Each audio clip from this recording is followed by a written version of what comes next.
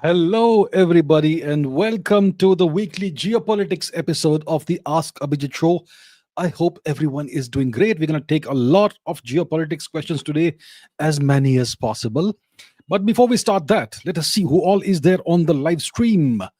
Who all is present? I can see Chat DSP Vishpala, Mystic SK Ashtavakra, Anant Pai, Alvin Rodriguez, Animals for Laugh from Mumbai, Random Skull Rakshit Mishra, Rayan, Siddhartha Singh, Ayush Singh, HB, Soldier Boy, Wayne, Bruce Wayne, Ultimate Power, Freedom from Outcome from Canada. Good morning, sir. Satellite, Abhyuday Singh, Shiv Brody Anirudh, the Knowledge Priest from Kanpur. Hello. Soldier Boy, I am artistic, Vinit Savant, Geopolitical Dubai from Indore, Avinash, Critical Thinker, Bhaskar Kayatwal from Moscow. Well, good evening to you, sir. Ultimate Power, Critical Thinker, Shashank Kaushik from Noida. Good to have you, sir. Hyphen 2K Jai Shri Krishna. Vladimir Putin is also here with us. Beneath Prajakta Gurpade, good evening. Ayusin 439 from Twitch, good evening. Shubham Bharadwaj, Shekhar Roy, Ayush Singh, Arka, Prabha Banerjee, Shekhar Roy, Deepika, Suraj S, NS, Arka, Prabha Banerjee once again, Sujit Shanagonda, Beneath, Priyanka Jabalia, Namaste, Shekhar Roy, Event Countdown, Sumuk Bhupalam, Samyak Space, Bhargav Goswami, Sumit Agarwal from Rajasthan, hello. Shashank Kaushik once again, Napoleon Singh Shekhawat, Jai Mahakal, Critical, Rayan, Tanmay Deshpande, Ankita, Bhushan, Chick Go, okay, whatever that is. Shashank Kaushik, Alok Bhatt, Dev, Jai Jagannath from Odisha, Brijesh, Samyak Space, Achintya Anand, ¿Cómo estás? Says Beneath. All right, Rayan Surja Khan from West Bengal. Good to have you, regular viewer, sir. Good to have you, sir. Netizen, Bandekar Bhauji, Nimish Gupta, Hunter Kenway, good evening. Amisha Mishra, hello. Nimish, hello. Bandekar Bhauji once again. Light is here. Suhas Chandra, Animish Ruday, hello. Lathangi Suresh from Trichy, Tamil Nadu, the birthplace of Zoho. Good to have you, sir. Good to have you. Diling Pegu says Zubin Garg. All right. Okay. So, all right. Let's get going with the questions. Okay. Rahul Lakshmanan is here. Rathangi Suresh is here. Amit Pandey, Amber, Vamshi Kalem, and everyone else. Ajinkya Kulkarni. Okay. So Animish is watching with your mom, with his mom. Well, namaste to mom and to you as well. So let's take some questions. We already have a bunch of questions lined up. So let's go. Rishi says, greetings from Moscow. Well, greetings to you, sir. How different would Russia and its geography have been today if Mr. Putin did not take charge? Well, the geography would have remained the same. But Russia may not have been a sovereign nation today, possibly. See, before Mr. Putin, we had Mr. Yeltsin, who was leading Russia. And Mr. Yeltsin did his best to destroy Russia's economy and to a large extent Russia's peripheral sovereignty. For example, he was instrumental in Russia losing the first Chechen war, and Chechnya became a de facto sovereign nation because of that. And he handed over the entire Russian industry to various oligarchs who then proceeded to destroy Russia's economy and industrial base. So Mr. Yeltsin presided over the further destruction of Russia's economy. Mr. Gorbachev started the process from 1985 onwards and all the way until 1991. Then Mr. Yeltsin comes to power and he proceeds to essentially parcel off the Russian economy piece by piece and give it to various private players. And you had the introduction of American elements as well to Russia at this point in time. And Russia's economy went into the gutter essentially during Mr. Yeltsin's time. So if Mr. Putin had not come to power and somebody else similar to Mr. Yeltsin would have come to power, then Russia would not be a nation that would be, well, it would not be a very relevant nation today. Its geography possibly may also have changed. Yeah, maybe some regions would have broken off further by this time. It's possible. So one can only speculate about that. But Mr. Putin arrested that decline and he brought Russia back to the position of the second most powerful nation in the world, which it is today. All right. Okay. Interesting question. Critical thinker says, how important is geopolitics for scientists and engineers? Well, it doesn't have immediate importance for scientists and engineers unless you're working in an applied field. For example, if you are a missile developer, if you are, this is all engineering I'm talking about. If you are into developing missiles or developing hypersonic glide vehicles or jet engines, so fighter aircraft or UCAVs or drones, whatever. In that case, it's very relevant because the geopolitical demands are going to determine what you're going to be working on essentially, right? So in that case, it's very relevant. Even when it comes to, for example, if you are into AI or semiconductors or something, geopolitics is going to drive the demand for whatever it is that you're doing. So it's significantly important. When it comes to more pure sciences, it's still important, but it's not critically important. It's not something that will urgently, change what you're going to work on. So that's how it is. The engineering field is going to be more affected by geopolitics. Rishi Joshi says, how did the French outsmart the Gehra Raj if no other EU vassals could? The deep state. Their status as quasi-sovereign state at least were allowed to not become a complete vassal in terms of technology. How did they do this? Well, first of all, the most important thing they did was that they developed their own independent nuclear deterrent, completely independent of any other nation. Let's compare France with the UK. Okay. So the UK has a nuclear deterrent on paper. They tested nuclear weapons in the 20th century with American help, by the way. Okay, the Americans helped them in the process of developing nuclear weapons. So they developed nuclear weapons, but then they did not develop the means to deliver the packages wherever they would want to deliver them. They had a good space program, a rocket program, high quality rocket program. They had these hydrogen peroxide based rockets, which would essentially give off steam. And if you see the old videos of the British rockets, you will see that they would rise up in the air. There would be no visible exhaust, nothing, because of the hydrogen peroxide, which was used as the fuel, as one of the components of the fuel. It's a highly reactive thing. That's a whole different thing. So the British had this. They had a high quality rocket program. They completely shelved that, dismantled that, and they said we will rely on the Americans for missiles and so on. So today, the British don't have a missile program, rocket program, whatever, and their nuclear warheads are mated to American missiles. I think it's Trident missiles, American Trident missiles. In the 20th century, it was American Polaris missiles that were used for the British nuclear deterrent. So the British have nuclear submarines, and in these submarines, you have American Trident missiles on which you have possibly, if it's mated, ready to go, in that case, you will have the British nuclear warheads. But if you're employing American missiles to deliver this, it's highly likely that the big red button will be sitting in Washington, D.C., not in London. So the British don't really have their own independent nuclear deterrent. They are an extension of the American nuclear deterrent. The French have an independent nuclear deterrent. They have their own nuclear submarines and their own missiles, ICBMs or whatever it is, and their own nuclear warheads, entirely independent of the US. No other NATO nation, no other US ally or vassal has these capabilities. They also have their own aircraft carrier and all that. They have their own jet engines, which they manufacture themselves. They have their own fighter jets. They have everything of their own. They don't depend on the US or other nations that much, or very, very less on other nations for their national defense. So that gives them an advantage that no other US vassal has.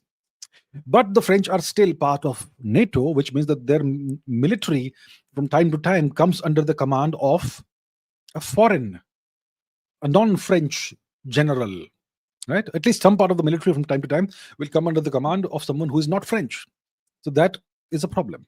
And they are also part of the EU, which means they don't have territorial sovereignty, legislative sovereignty, or economic sovereignty. That's why France has a quasi-independent foreign policy, far better than what you have in the UK or any other NATO or EU nation. So that's what the French have done. So that's why I say that they have a quasi-independent foreign policy. Rishi Joshi says, Some say that current demographic re-engineering of Europe, elements like the painter, Siegheil, etc. movement are rising. Why did Germans think that they were wrong somehow, and this uprising sort of led to World War II? Oh, that's a whole long story. I can't answer in like a few minutes here. See, it all goes back. If you want me to compress the history, uh, in 1870 there was no such thing as Germany. Okay, remember that there was Prussia, and there were other principalities and so on. And then there was, around this time, a Franco-Prussian war. It was Prussia against France. Prussia was, yeah, well, okay, we'll not go into older history than that, but I took this question related to this yesterday, in yesterday's history session. So in 1871, the Prussians prevailed over the French, and this led to the creation of a nation called Germany for the first time, Deutschland. It was the brainchild of the Iron Chancellor, uh, Otto von Bismarck. So from 1871 all the way to 1914 or whatever, yeah, 14, there was a period of Cold War in Europe, and everyone was waiting for a chance to set things right. Everyone was waiting, everyone was developing their military capabilities from 1871 all the way to 1914. In 1914, there was this perfect storm, and this war breaks out, and everyone thought in October 1914 that we will be home by Christmas. But it did not work out that way, and the war went on. The First World War, the first European tribal war, went on until what, 1918, 1919, whichever year it was. Okay, and it ends with a humiliation of Germany, horrific humiliation of Germany, and that led to the conditions that caused the resumption of the conflict, essentially, which they call World War II, which is phase two of the European tribal war. So that's how it happened, because of Germany's humiliation, because of the humiliating terms that were imposed upon Germany during the Treaty of Versailles, which was where Germany surrendered. Right. So that's the compressed history of what happened. Now the details, you can write entire books. I have books here, big books, multiple books. So see, if you are really interested, read those books. Read books about the world war, about what caused the world wars. So essentially, you have to remember that World War One, World War Two are essentially the continuation of a single conflict. There was a pause in between 1918 to 1937, 38, 39, around that time, right? And then it resumes. Ansh says you are allegedly the best. Allegedly, of course, allegedly is very important, sir. All right. Thank you. Godliness says war is necessary to protect territorial sovereignty, but at the same time, romanticism of war is dangerous. Can you give a comprehensive brief of how destructive a war can be for a country like India? A war can be super destructive for any country. Look at what happened to Japan. 2 nuclear tests on the citizens of Japan. Hiroshima, Nagasaki. Japan was devastated. That's one example. What happened to Germany? Good God. What happened to Germany by the end of the Second World War? Germany was flattened. Millions of Germans were dead. Millions of Germans were, well, in the aftermath of the Second World War, genocided. Okay, that story is not supposed to be told. Apparently, they were genocided at the hands of whom? The Allies, and well, apparently the Russians. The Russians had good cause to be very, very upset with the Germans. No question about it, right? But and what's the long-term consequences of this for Germany and Japan? Germany is still under US occupation today. You may not realize it, all of you. Okay, the US has a permanent military presence in Germany dating back to 1945. The German constitution was written with the help of with the help of the US, let's say. Okay, let's put it diplomatically. It was written with the help of the US. When it comes to Japan, there is no help of the US. You can't be that diplomatic. The Japanese constitution was written by the Americans in 1945. Until today, not a single word has been changed. Right? Japan isn't sovereign. More than 130 permanent US military bases on Japanese soil. And Japan did take off economically as long as they were allowed to, and then their economy was devastated. Today, Japan has become a middle income nation. It was one of the highest income nations in the 1980s and 1990s. Today, it's on the verge of becoming a middling nation. So the consequences are frightening, but they sometimes take a long time. to be seen. Sometimes they happen overnight. Look at Iraq. Look at Iraq. You had two oil wars. They called them Gulf Wars, 1991 and 2003. Iraq was flattened. Millions of people were killed in those airstrikes and bombardments. Iraq doesn't exist as a sovereign nation today. It is irrelevant today. It had a high quality of life, high quality of administration and everything. Everything is gone. What do the people of Iraq have to look forward to today? So war is devastating. And if you look at other wars, for example, the settler colonization wars in the Americas in the 1500s, well, it caused the death of close to 100 million Native Americans. And they've lost everything. They've lost their lands, they've lost their culture, they've lost everything they had, which was theirs. Entire continents were stolen from them. Look at the consequences of war for India and so on. So, yeah, you can go on forever about this. Rhetoric says three questions.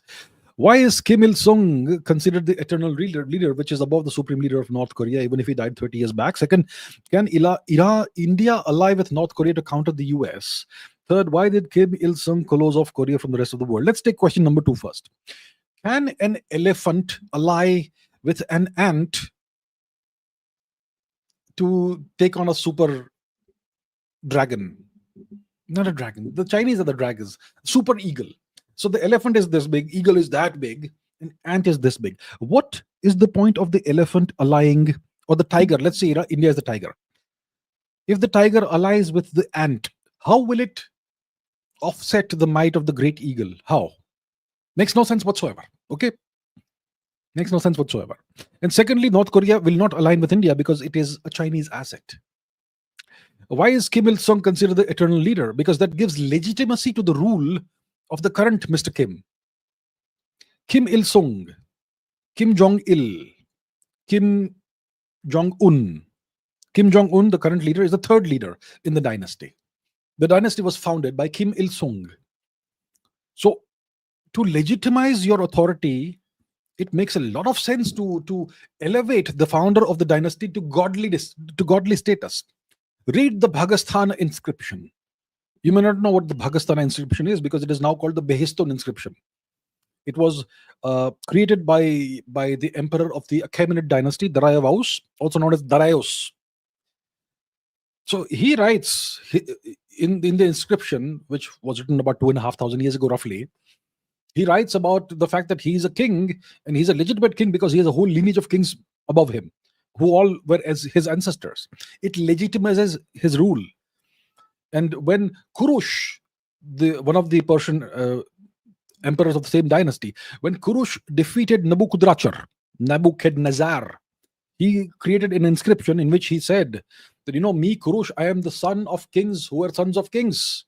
I am a legitimate king. And this Nebuchadnezzar, he was a nobody. He had no royal lineage. So all this matters. Your lineage matters. If you belong to an ancient lineage of kings, trust me, it matters. If you are in a position of power, okay, because genetics matter.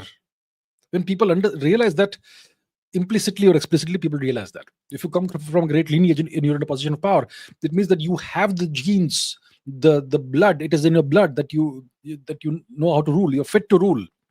So that's why it is important for Kim Jong-un to elevate his grandfather, Kim Il-sung, as the eternal leader. That I simply am carrying his work forward. I am simply acting on behalf of my godly, celestial, deceased grandfather. I am simply his agent. Okay? I am doing the work, but he is doing the work through me. That's what you say. That gives you more authority, more legitimacy. This is a psychological thing. And we in India don't have the system of dynasties and lineages. That's why we don't realize it, understand it anymore. But it was also the case in India. So Ashok, one of our great emperors, well, I'm sure he also extolled his grandfather, Chandragupta Maurya, right? He would have done that. And so on. Kanishka would have extolled his lineage, which it does. Rabatak inscription, which is now in Afghanistan, Gandhar, but it was then part of Bharatvarsh. So Kanishka has an inscription in Rabatak, It's a village in Afghanistan today, in which he talks about, it's similar to the Bhagasthana inscription, in which he says that I am I am a descendant of kings, and my lineage is this. My father was this guy, and my his father was this, and his father was that. So it establishes his kingly lineage. It says that I am fit to rule because I come from a lineage of kings, and so on. Why did Kim Il Sung close off Korea from the rest of the world? Because you have to understand the context of the time, of the times. It was Kim Il Sung became the leader in the aftermath of the Korean War, and the Korean War never ended technically. So North Korea, just south of North Korea, you have US occupied territory, and the war hasn't ended, right? And the whole of the might of the US and its allies is arrayed against you. And on the side of North Korea, you have China and the USSR. So it made sense for them to close everything off from the rest of the world, and not allow any foreign influence in the country, because that would lead to espionage and whatnot. And they were very paranoid about this, maybe rightfully so. And the communist system is always kind of a closed system. If you look at the Chinese, how they conducted business until the late 1970s, they were also closed off until Nixon and Kissinger hopped over to Beijing, and then China slowly opened up, slowly, very gradually, very very cautiously, and the USSR never opened up. So the communist system was such that it was a closed system. So yeah, it made sense for them to do that. Okay, Vishal says, what's the reason behind daily drone incursions in the EU? Well, maybe the drones are very fond of the EU. EU is very pretty nations, and very interesting territory and terrain, very interesting military logistics and capabilities. So the drones wish to just, do some sightseeing. Maybe it's a message that the Russians are sending to the EU. I mean, recently some airports were shut down because drones were flying over the airports, right? One of the Nordic countries, I don't remember which one. So you had that. Maybe these were Russian drones. Maybe these are NATO drones that are keeping an eye on things. We don't quite know. So it's look, these are obviously not UFOs. These are not alien craft. It's military drones or surveillance drones of some kind. So it could either be NATO or Russian drones, one of the two. So if they're complaining that drones are intruding into our territory, they are essentially implying that these are Russian drones that are violating the airspace of the EU nations. So if the Russians are behind this, maybe it's a message that's being sent to the EU and to NATO that we are capable of a lot more than what we are showing right now. Be careful. And it's a warning, essentially, possibly a threat, possibly just a friendly message. And maybe it also has the effect of the drones may be doing some espionage activities, some reconnaissance activities, data collection activities, and so on. So that could be the reason behind this. Ravi says, chances of UNSC seat for India and its geopolitical significance. Chances, big fat zero. Okay? Geopolitical significance, nothing. I request my dear Indians, please stop hankering after these status symbols. These mean nothing. We will never get a UN General Security Council, permanent seat. Never. As long as the UN remains in the current shape and form, India will never get it. Stop begging for this thing. What India needs to do is India needs to become so powerful in its own right that the UN Security Council permanent membership becomes completely irrelevant. That's what India needs to do. The chances are a big fat zero. Please stop hankering after these status symbols. We need to stop hankering after status. We need to start going after actual hard power. Abhishek says, please history super chat episode. Sure, I can do that. The thing in history super chat, I'll tell you what. I don't know the history of the entire world. If you ask me the history of, let's say, Telangana, I won't know a thing about it. Then if you ask me the history of Dr. Ambedkar, for example, I don't know a thing about that. If you ask me the history of, I don't know, somebody else, there's a lot of history that I have not read, and I can't answer that. Geopolitics, I can answer essentially anything. History, there are some aspects of history that I'm really good at, but some aspects of history that I've not looked into. I've not had the time to look into. So if I do a super chat episode, I'm going to get a lot of questions about stuff that I am not really an expert on, and it would not be a good idea for me to try and answer that, because that's wrong, right? So that's essentially why I don't do these super chat episodes in history. I simply pick and choose questions that interest me, and that's how I have gone about my business thus far. But I will possibly look into this. All right. So thank you for the suggestion. Ashutosh says implications of military buildup on Circric. Let them do. Let them do. Okay, what is Sir Creek? First of all, let's see. Okay, let's take a look at what is Sir Creek. It's in Kutch. We all know Kutch, the westernmost part of Gujarat, right? So here we have. Let's go. Let's zoom in right there. So this region here is the Sir Creek, and the Pakistanis have always wanted to take bites out of Kutch, especially these little peninsula-like fjord-like places over here. They would like to take some bites out of it, and apparently this is a disputed region for some reason. I'm not sure what the reason is. So it looks like, I'm sure if you look at the satellite images right now, we will not get the latest images, but apparently there is some kind of Pakistani military buildup over here. Let them do it. If they try anything funny, they will they will pay a heavy price for it. So there are no implications. I'm least concerned about this so-called build-up of the Pakistani military in the Sarkrik region. You want to try something funny? Try it. Please go ahead. You want to restart Operation Sindur? Let's go. Let's play. Game on, sir. That's all. Okay. Napoleon Singh Shakawat says, how would China be today if Chiang Kai-shek would have won? Well, that's a completely hypothetical question. It would possibly be very similar, perhaps. Chiang Kai-shek was a dictator. Yes. And he would have run China very similar to what Mao Zedong did. Possibly he would have been friendlier with the West and less friendly with the Russians, which could have caused possibly a China-Russia war at some point in time. Maybe the Russians would have been more serious about nuking China, or maybe not. We have no idea. 1,000 things could have happened.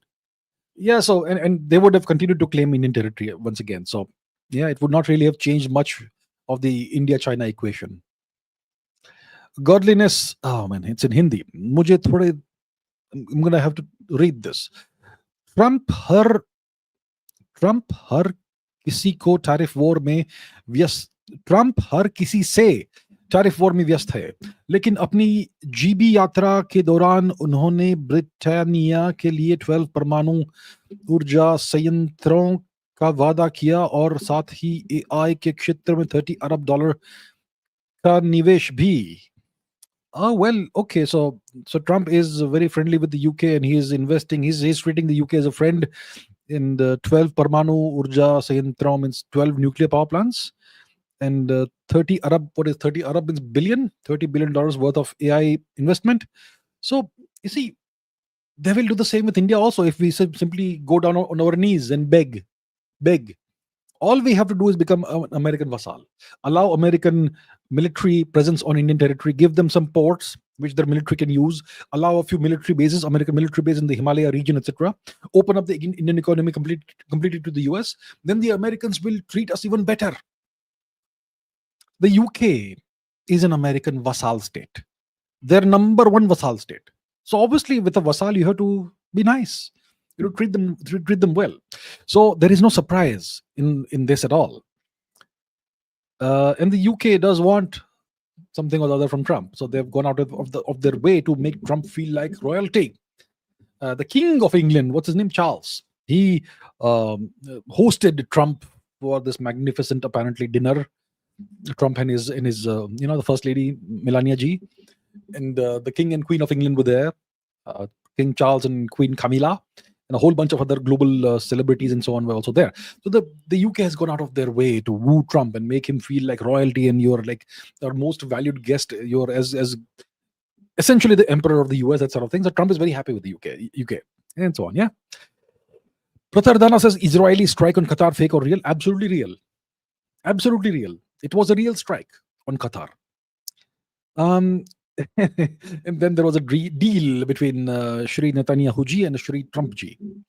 And the deal was that, we will do this 20-point Hamas thing, which is essentially an ultimatum to Hamas that do what we say, otherwise you cease to exist and Gaza is flattened. So Hamas is now going ahead with, the release of hostages and whatever else it is. So it's a win for Netanyahu. When the deal is that in exchange for this, you make a phone call to the Emir of Qatar. Sir, okay, it was a mistake. Sorry, won't happen again. Words. Kind of humiliating to a certain extent, but Netanyahu gets what he wants. Gaza. He gets Gaza.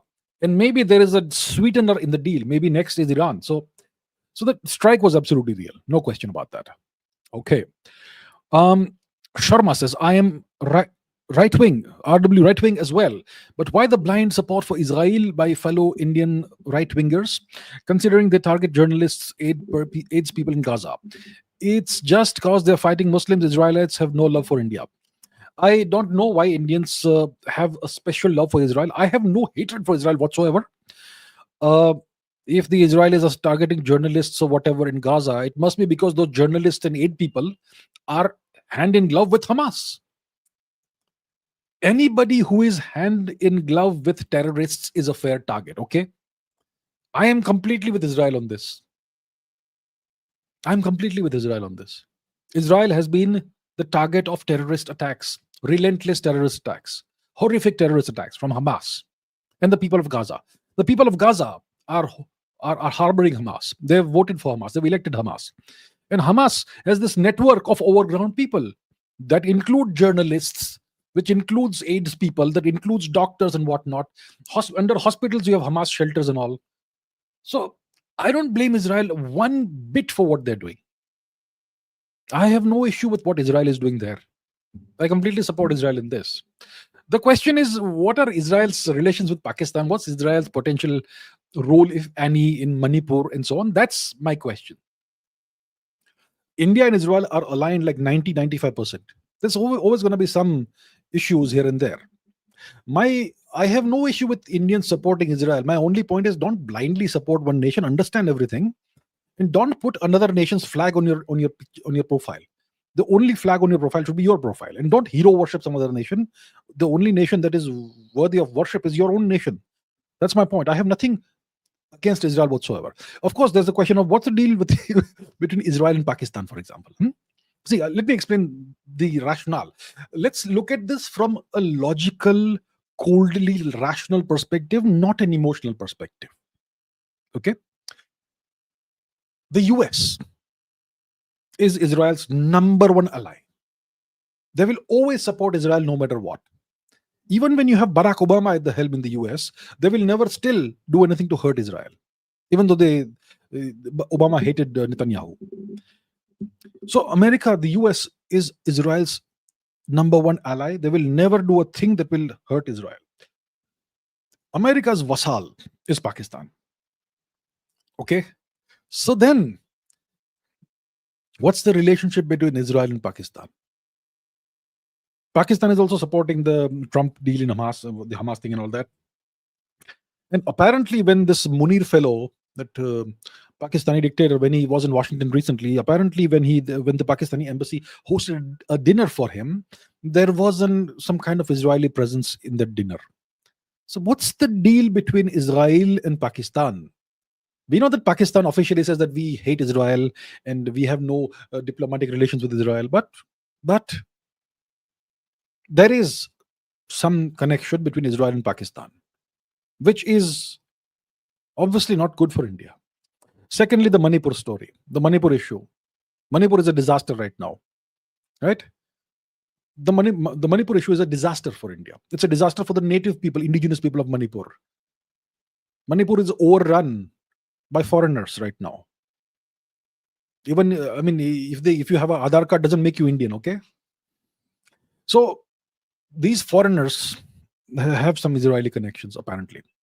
Because last year, when some Indian influencers were brought to Israel on a tour of Israel, apparently some kooky rabbi was brought to meet them by the Israelis and to explain something about Manipur. Who the hell is this kooky rabbi who's an Israeli citizen? Who the hell is he to talk about Manipur? So there is some connection there. These are my issues. I completely support Israel on Gaza.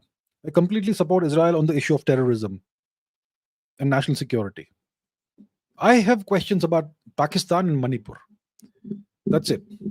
Right, okay. Tanmay Deshpande says, Tony Blair may lead Gaza's interim government under Trump's plan. Will this end the war or worsen it, since Hamas won't accept foreign control? My thoughts. Hamas will accept everything now. And if they don't, Gaza will cease to exist. That is the deal. Hamas has no say anymore in what happens. Trump has essentially, please understand this, Trump has essentially given Hamas an ultimatum, the final ultimatum. These are the points in my proposal, in my ultimatum. You do this, then this will happen, and we will give you amnesty. If your fighters want to stay on in Gaza, they can stay on. We will not target them. If you want your guys to be moved to some other country, we will facilitate their transfer to some third country. But Hamas needs to give up all the hostages within a certain deadline, dead or alive. And then they need to facilitate, they need to step out of the way, put down their weapons, all of them, and hand over power to this interim government. And Hamas doesn't get to decide who is the interim government. Hamas is essentially being dismantled, demilitarized at least. And if Hamas delays their acceptance, or if Hamas stands against this and tries to resist this, then Netanyahu gets a carte blanche. Go and do whatever you want. Finish it off. That's the deal. Who the hell is Hamas going to be not to accept this anymore? This is their last chance to stay alive. Okay, that's it. It's going to happen one way or the other. If they resist, Gaza will be flattened, entirely flattened. That's the deal. It's a win for Netanyahu. IPK1S says Elon Musk recently compared Indian immigration in the UK to colonialism in India in a derogatory way. Why does he tweak his Twitter algorithm to hate Indians? Elon Musk is not a friend of India. Elon Musk is a white supremacist. Okay? And he believes that the white race is the dominating, should be the dominant race in the world. Elon Musk is very Gandhian in this aspect. He's very Gandhian. He echoes the words of Mr. Gandhi. Mr. Gandhi said this, that I believe that the white race should be the predominant race in the British Empire. And the Indians should be number 2. And the blacks should be in number 3. That's what Mr. Gandhi wrote on the record, in writing. You can feel free to look it up. I'm not going to produce the records over here because the book is somewhere there and I will have to dig up the thing. But that's what Mr. Gandhi said over a century ago. He didn't say it, he wrote it in South Africa. So Elon Musk believes this.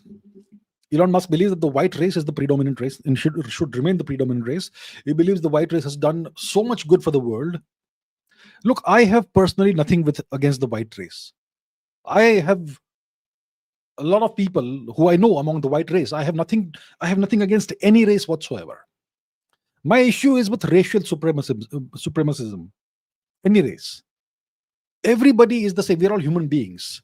But if some people believe that because of the color of the skin or whatever, they're better than us or somebody else, well, I have an issue with that.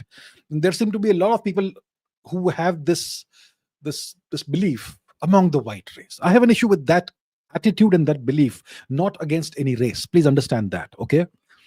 I have friends among the white race. So Elon Musk is one of these white supremacists. And he has no love for India, let's put it that way. So that explains things. That's why he amplifies this anti-Indian hate. And he amplifies these false equivalences. That if some kind of ridiculous false equivalence, which I don't remember exactly what it was. I'm not going to go and dig up the tweets now, but yeah, maybe I should make a separate video on that, just to comment on that perhaps. Yeah, so do remind me about that in the comments, because I've got 1,000 things on my head. Okay, Brijesh says, should India take preemptive action against militants? Terrorists. It's not militants, sir. It's not militants. It's terrorists. Should India take preemptive action against terrorists to prevent another Pakistan-based attack? The situation is complicated. If they give us a just cause for war, we should go to war and finish the matter entirely. But it has to be a cause that the world will support. Otherwise, they will accuse us of starting a new war. So the situation is complicated. Ideally, we should just go and do that. But the problem is that we have other nations who are way more powerful than us who support Pakistan. And they are waiting for us to make a mistake. So we will unfortunately have to wait for the right time. If Pakistan gives us the opportunity, which the world will support, so So what kind of opportunity can Pakistan give us? The unfortunate thing is that it has to be another terrorist attack, major terrorist attack. That is something we never want to happen, right? But considering the kind of neighbor we have, it may happen, unfortunately. So if that's so the sort of situation happens, then that gives us the opportunity to take out Pakistan this time. So yeah, that's where we are. Critical says, hypothetically, if the US decides to withdraw from NATO tomorrow, how will Europe's security reconfigure itself, or will a new daddy like Russia take the place? Europe will be lost without the US today. Let me explain why. Europe has no leadership. That's why. But you will say, no, but they all have presidents and prime ministers and all that. How come Europe has no leader? What are you talking about? Are you crazy? Abhijit, as usual, you're delusional. Every nation has a prime minister or president. What do you mean by Europe has no leadership? These presidents and prime ministers, whoever they are all puppet appointees of NATO. They're all puppet appointees. They don't really represent their people. They are implementing policies that are against their national interests. Let me give you an example. Do you think any European nation wants this large-scale immigration coming in from certain countries? Do they want these violent men on their streets who assault the local women, and take over the streets and take over the whole place and become first-class citizens, and the natives become second-class citizens? Does any European citizen want this in any of the European nations? They don't want it. And yet somehow these people keep winning elections and keep implementing these policies. These people are not popular leaders. These are leaders who have been foisted upon these nations. The moment, hypothetically, the US withdraws from NATO, these nations will be rudderless. They will be saddled for a time with unpopular leaders. And there are no grassroots leaders. They've ensured that no grassroots leaders emerge who are genuinely popular.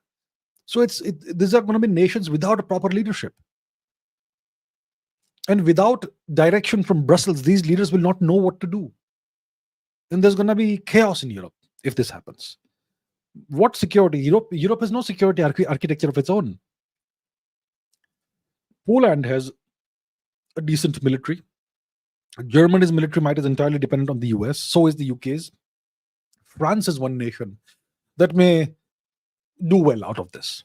The others, so if the US withdraws as the predominant power in Western Europe, you're going to have a situation very soon, in a few years, similar to 1914, where all the old rivalries come out into the open, all the daggers are drawn, and chaos. That's what will happen, hypothetically. Pratar Dara says, TikTok acquisition seems to be related to Israel. It looks like that. It looks like this is something that benefits the US and Israel, Israel specifically. It looks like that. I've not really looked into it, so can't really comment in detail, but looks like Mr. Netanyahu was very pleased about the TikTok deal. So it looks like it's something that does benefit Israel. Sanatan Jigyasu says, when the US sneezes, the world catches a cold. How does the US manipulate and dollar supply and interest rate to steal from the rest of the world? Okay. So see, the US dollar is the global reserve currency. It's the currency that's accepted for most international trade and financial and monetary transactions, right? So who controls the supply of the US dollar? Obviously, it's the US, right? Their Federal Reserve Bank. So they determine how much volume of US dollars is in circulation around the world. And they can print US dollars out of thin air if they want, which increases the supply of the US dollar, which devalues, which brings the value down. And that makes, it affects everything. So that's how they can manipulate the dollar supply. And interest rates and all that. So how does it steal from the rest of the world? Okay, let's address that. So first of all, no country can print the US dollar. Only the US can. So they control that, first of all. Understand that.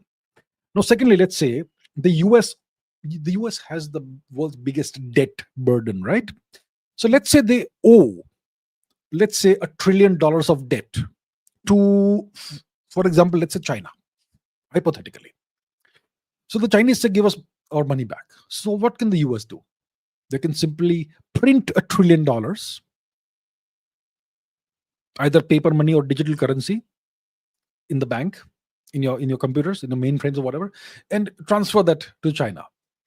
So whenever the US has to, but obviously they will have to be careful about this, because if they print too much money, then it will cause chaos in the world, in the global financial economic order. But so they can still do that. So if they want to pay $1 trillion of debt back to China, they can simply print $1 trillion and give it to China. There you go. There's your debt, paper money. Here's a bunch of paper. But let's say South Africa owes the US $1 trillion, hypothetically, and the US says, "Where's the money? Time's up." So what South Africa has to do is that they have to sell actual resources or product or something to other countries and earn $1 trillion from them, and then pay that to the US. You understand? So let's say you are a coffee exporting country and gold exporting country, gold producer. So you have to give up the gold that came out of your soil, $1 trillion worth of gold, to other countries and get paper money in exchange, and then give that to the US. You can't print anything. The US can simply print off their debt. Other nations have to earn it by giving up resources. So that's how the US can acquire all the resources, actual resources of the world, by printing paper money. That's how they do it. So that's the advantage of having a currency which is the world's reserve currency. Arun Kumar says, you said only selective Afghan refugees are accepted, but thousands in Delhi can easily be identified as non-Indians, don't look like Indians. UNSCR have registered 15,000 Afghan refugees in India. I don't know when I have said this, must be like 2-3 years ago. I don't know what the situation has been like in the past 2-3 years. If I said something 3 years ago, it doesn't mean it still applies today. Please understand this, that times change. Even something I said 6 months ago may not apply today, because the situation may have changed. That is what happens in geopolitics, sir. Please understand that something that was spoken even 3 months ago may no longer be applicable today. The world is changing. Do you understand that, sir? Do you understand that? Things change. I have no idea what's happened in the past 2-3 years. Have we accepted more Afghan refugees? I don't know. So please understand this. The world is changing. It's evolving every single day. Okay, next. Amol Deshpande says, in China, if China, the US, Saudi Arabia, and allies back Pakistan, how would war unfold? Which war? In Operation Sindoor 2.0. Okay. Would India fight alone or get support from someone? Can you paint a picture of probabilities? India will fight alone. Let me already paint you this picture of probability. Nobody is gonna come and stand with India. Not going to happen. India stands alone. India is alone. Understand that. You want to have someone backing you up, you have to give up your sovereignty and become someone's vassal. It is a privilege that you have to fight alone. If China has to go to war with the US, who's going to stand with them? Will Russia stand with them? It will cause a nuclear war. Russia will have to be very careful about this. If the US and Russia go to war, will China stand with them?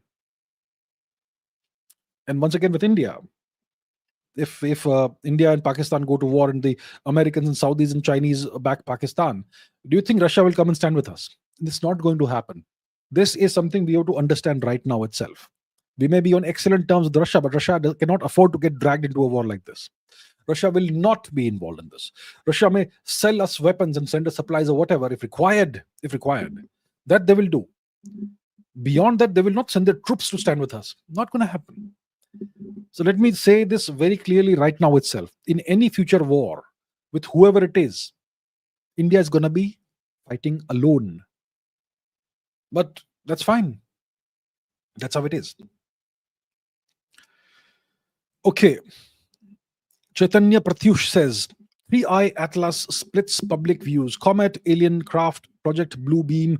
How do powers exploit this for soft or hard power for India? Do we improve domain awareness or coalition science to control narrative? Your read, comment, anomaly. Okay, let's talk about 3i Atlas. Yesterday was this object's closest approach to Mars. Today is what? What's the date today? Okay, day before yesterday. Today is the 5th of October. The 3rd of October was this object's closest approach to Mars, MARS, Mars. This object is an interstellar visitor. It's not an object that is part of the solar system. It's come from outside. It's passing through the solar system, and it's very strangely enough passing exactly along the plane of the solar system, the plane in which all the planets rotate and revolve around the sun, right? So there's a plane. The solar system is a flat thing. Okay, all the planets revolve around the sun in a single plane, and this object is coming in exactly the same plane, which is very, very interesting, very unusual, very unusual. Is that a coincidence? I mean, is that a coincidence? Maybe it's a coincidence. Now the question is this just a comet, or is it something else? And why is it on an approach that kind of brings it very close to Mars and then to Jupiter while going out? It's not coming very close to Earth, but it's approaching it. 2 days ago, it approached Mars really close by. And while going out, it's going to do another flyby of Jupiter. If the trajectory continues to be a natural trajectory. And some people are saying that maybe it has some characteristics that are suspicious. Maybe it is outgassing in the wrong direction. If it's a comet, then its coma, its tail, should point away from the sun, because the coma of a comet is caused by radiation pressure of the solar wind, which excites the molecules and in the comet's composition and causes outgassing, and the outgassing is directed away from the sun because of the pressure from the solar wind and solar radiation. So a comet's tail is always pointed away from the sun, but apparently some scientists are saying that there was outgassing in the direction of the sun, which looks like a braking maneuver. For example, when you have a rocket booster that's landing, it's gonna spew out its exhaust towards the place where it's slowing, right? So similarly, maybe there is some outgassing maneuver which may have caused its intention may be to slow the comet down or something. But there's no evidence of that thus far, hard evidence. Secondly, the comet seems to have a greenish glow. And that could be because of the nickel plating that you have on spacecraft or something. That sort of thing. And some images have come out in the past couple of days that seem to show that it has a cylindrical shape, which is extraordinarily suspicious if it is cylindrical. But is it really cylindrical? I don't believe that's cylindrical nonsense, okay? Because if you take a long exposure of anything, let me show you what a long exposure looks like, okay? Stars long exposure. It gives all the stars an elongated shape. So look here. Look, stars long exposure. Let's go. See, this is what a long exposure looks like. The longer it is, the longer are the trails of the stars. If it is a short exposure, what happens? Short exposure, short. So if you do a short exposure, all the stars, the trails look like kind of like cylinders, right? Cylinders. Over here on Earth, because the Earth is rotating around its axis, that's why the cylinders are kind of curved. But in space, if you take a long exposure, then the cylinder will be perfectly straight. So 3i Atlas, Atlas image. Okay, 3i Atlas. Let's see. So if you look at the latest images, 1 second. Images. So if you look at images of 3i Atlas, you will see that some of the latest images make it look like, okay, so this is a good image in which the camera is focusing on the comet, which makes everything else look like cylinders. So it's clearly something that looks like a comet and not something with a cylindrical shape, even though the background stars look cylindrical. But if you don't focus on the comment. You just take a long exposure, then even the comment will look like a cylinder. That's the point. So I don't believe that this cylindrical appearance is a real thing. It's just an artifact of how you take the photographs. So my what's my view? I think it's I don't I have not seen enough evidence to to completely prove that this is possibly not natural, which means maybe it's an alien spacecraft. I have not seen enough evidence to prove that. I am not convinced that it is not an alien spacecraft. If it changes direction or something like that, then it will be very suspicious, and then I will have to revise my assessment. Thus far, I have not seen any such uh, evidence. How do powers exploit this? No, nobody is exploiting this for anything. This has nothing to do with geopolitics. If it's an actual alien invasion, then everything changes. But there is no exploitation of this. How do we improve domain awareness of and so on? You need to have your own observatories and all that. You need to have your own space based satellites and Hubble space telescope like observatories, maybe JWST like observatories. You need to have all this infrastructure in place. Then you can improve your domain awareness. Ritik Tyagi says, been watching you since 2021. Thank you so much, sir. Thank you. Your talks reignited my love for history. Outstanding, sir. I'm glad to hear that. Reading The Darkening Age now. Yeah, Catherine Nixie. Yes, I had recommended the book. What made Palmyra so key between Rome and Persia? Palmyra. Yeah, I'm not sure if it was really key. It was one of the Roman outposts in the region. It was in Syria, if I am not mistaken. Let's Google it. No, let's go to the map and check it out. I think Palmyra is in Syria. It's in the middle of some deserted area, pretty barren territory. Let us see. It's yeah, pretty interesting ruin. Yeah, Palmyra, Syria, and zoom. There we have it. So if we look at, see, it's, as you can see, it's pretty barren, and let's zoom out to confirm that it is indeed in Syria. It is indeed in Syria. So yeah, so this was a Roman outpost in the region. This territory was under Roman control, and to the east you had the Persian Empire, and you had Roman-Persian wars as well. I'm not sure if Palmyra was really a key outpost or whatever, but it certainly was.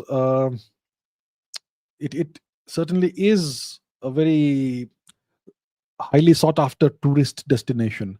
So where's the ruins? This is the modern day city. The thing is, over here everything looks like ruins, right? Because it's in the desert. So where is the Palmyra? Okay, let's see Palmyra ruins. Okay, here we have it.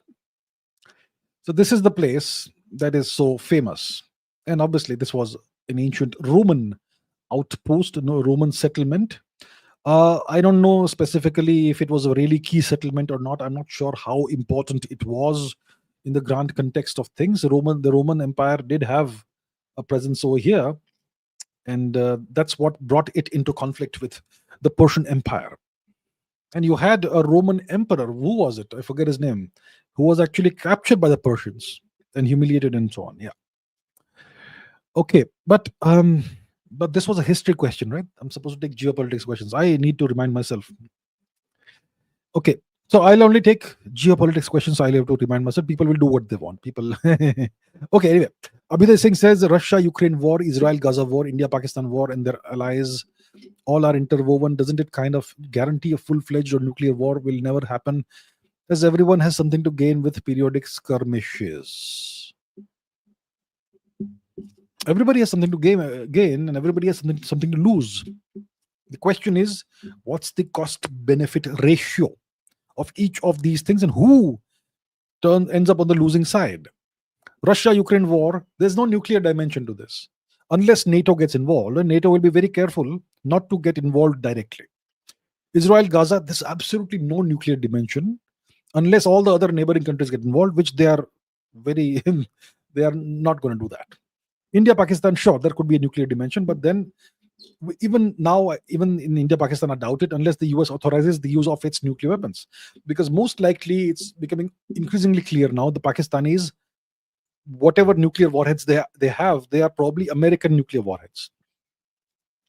So if the Americans approve a Pakistani nuclear strike, well, then a nuclear war can happen. And even then, it's not a global nuclear war. It's just India, Pakistan, and India gets damaged, but Pakistan ceases to exist.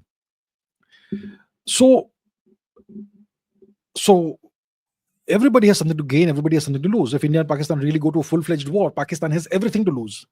We have something to lose. It will significantly, certainly damage India to some extent, but Pakistan will completely cease to exist.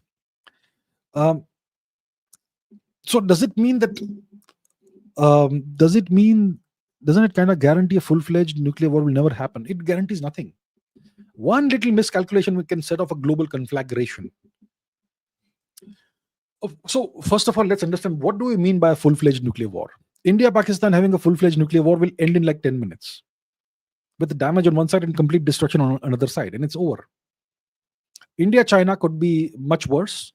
It will significantly damage both countries. China, Russia, less likely to happen. India, China also less likely to happen. Israel versus its neighbors, Israel wins.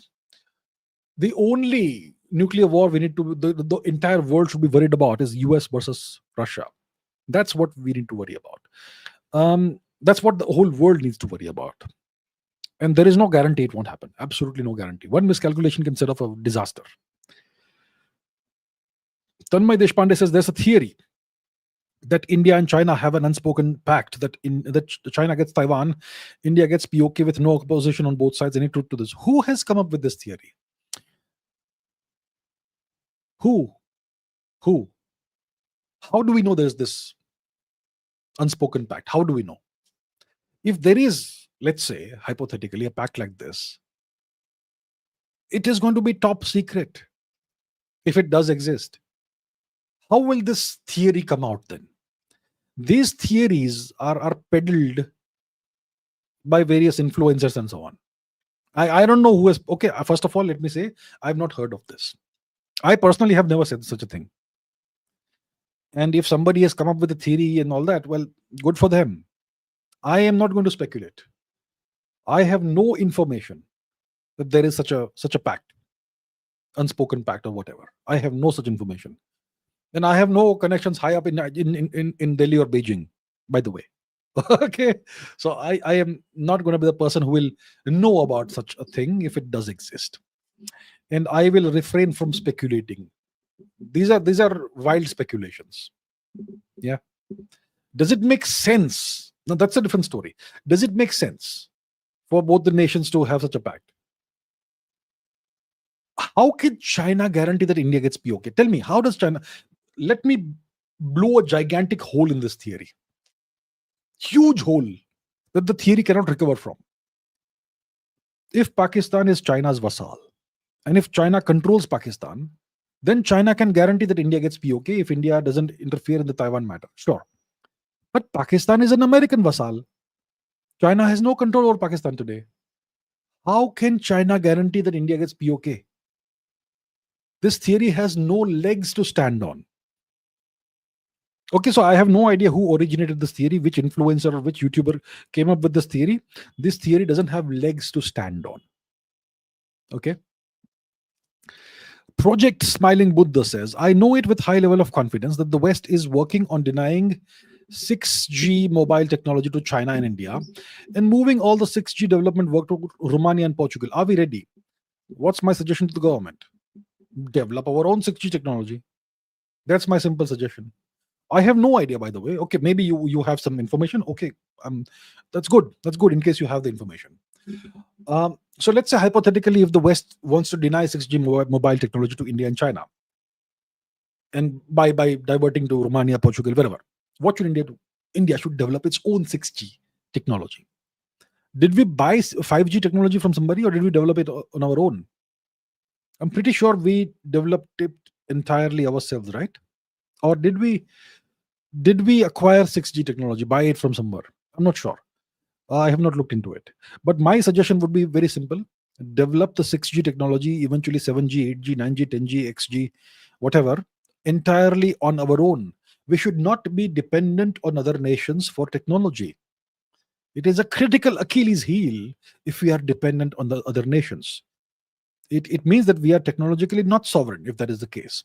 So my suggestion is very simple. India should develop all this technology entirely on its own, in-house. That's all. Sam Arora says, I've been your listener since 2020. Wow, that's a long time. Thank you so much. Thank you so much. Good to have you, sir. Thank you. Listening to you has expanded my thinking and helped me see the world differently. Deep respect and gratitude for your work. Thank you so much. Thank you so much, sir. Uh, Truly a pleasure to have, it's a privilege to have viewers who've been watching me for such a long time, listening to me for such a long time is a privilege. It's a privilege to have one person spend a little bit of time listening to you. It's a privilege very few people have, unfortunately. So I am very grateful to you and everybody else who does take the time to listen to me. I'm very grateful to all of you. Thank you so much. Teen Talks Dharma says, do you not think that the US is the reason why there is no World War III? Because the US doesn't let anyone rise to its status. Is it better to live under a unipolar world? Is the US the reason why there's no World War III? So let's once again try and define what World War III looks like. What is the definition of a world war? Let's say the First World War. Was it really a world war? It was the European war which spilled out to Africa and Asia to some extent. India got involved because we were a slave of the British. It was not really a world war. It was a foreign war for India that we were dragged into. The Second World War was a continuation of this European tribal war. And once again, we were dragged into it because we were a slave of the UK. And this time the war spread to other parts of the world, including Asia, because of the Japanese involvement and so on. So world war is a war in which everyone's involved. Most major nations in the world are involved. And the Third World War will obviously use 21st century technologies, which is going to be devastating. Is the US the reason why this Third World War doesn't happen? No, if a Third World War happens, it will be because of the US, actually. So it's not like there's always a balance of power in the world. And when you have more and more powerful weapons, then it becomes more dangerous for a world war to happen or for the major powers to go to war. The US obviously will try its best not to allow anyone to rise to its status. But today you have nations that can, well, Russia hasn't risen to the status of the US, but Russia can completely finish the US and also get finished in exchange. So I don't say that I would not agree that the US is the reason why there is no World War III. If a World War III happens, it will be because of the US. Is it better to live under a unipolar world? Absolutely not. It means you are living under slavery. Haven't we had enough of this, my dear friends? Okay. Hitman says, big fan of your work. Thank you so much, sir. Thank you so much. And thank you so much. Thank you so much for being a member. I really appreciate that, sir. Thank you.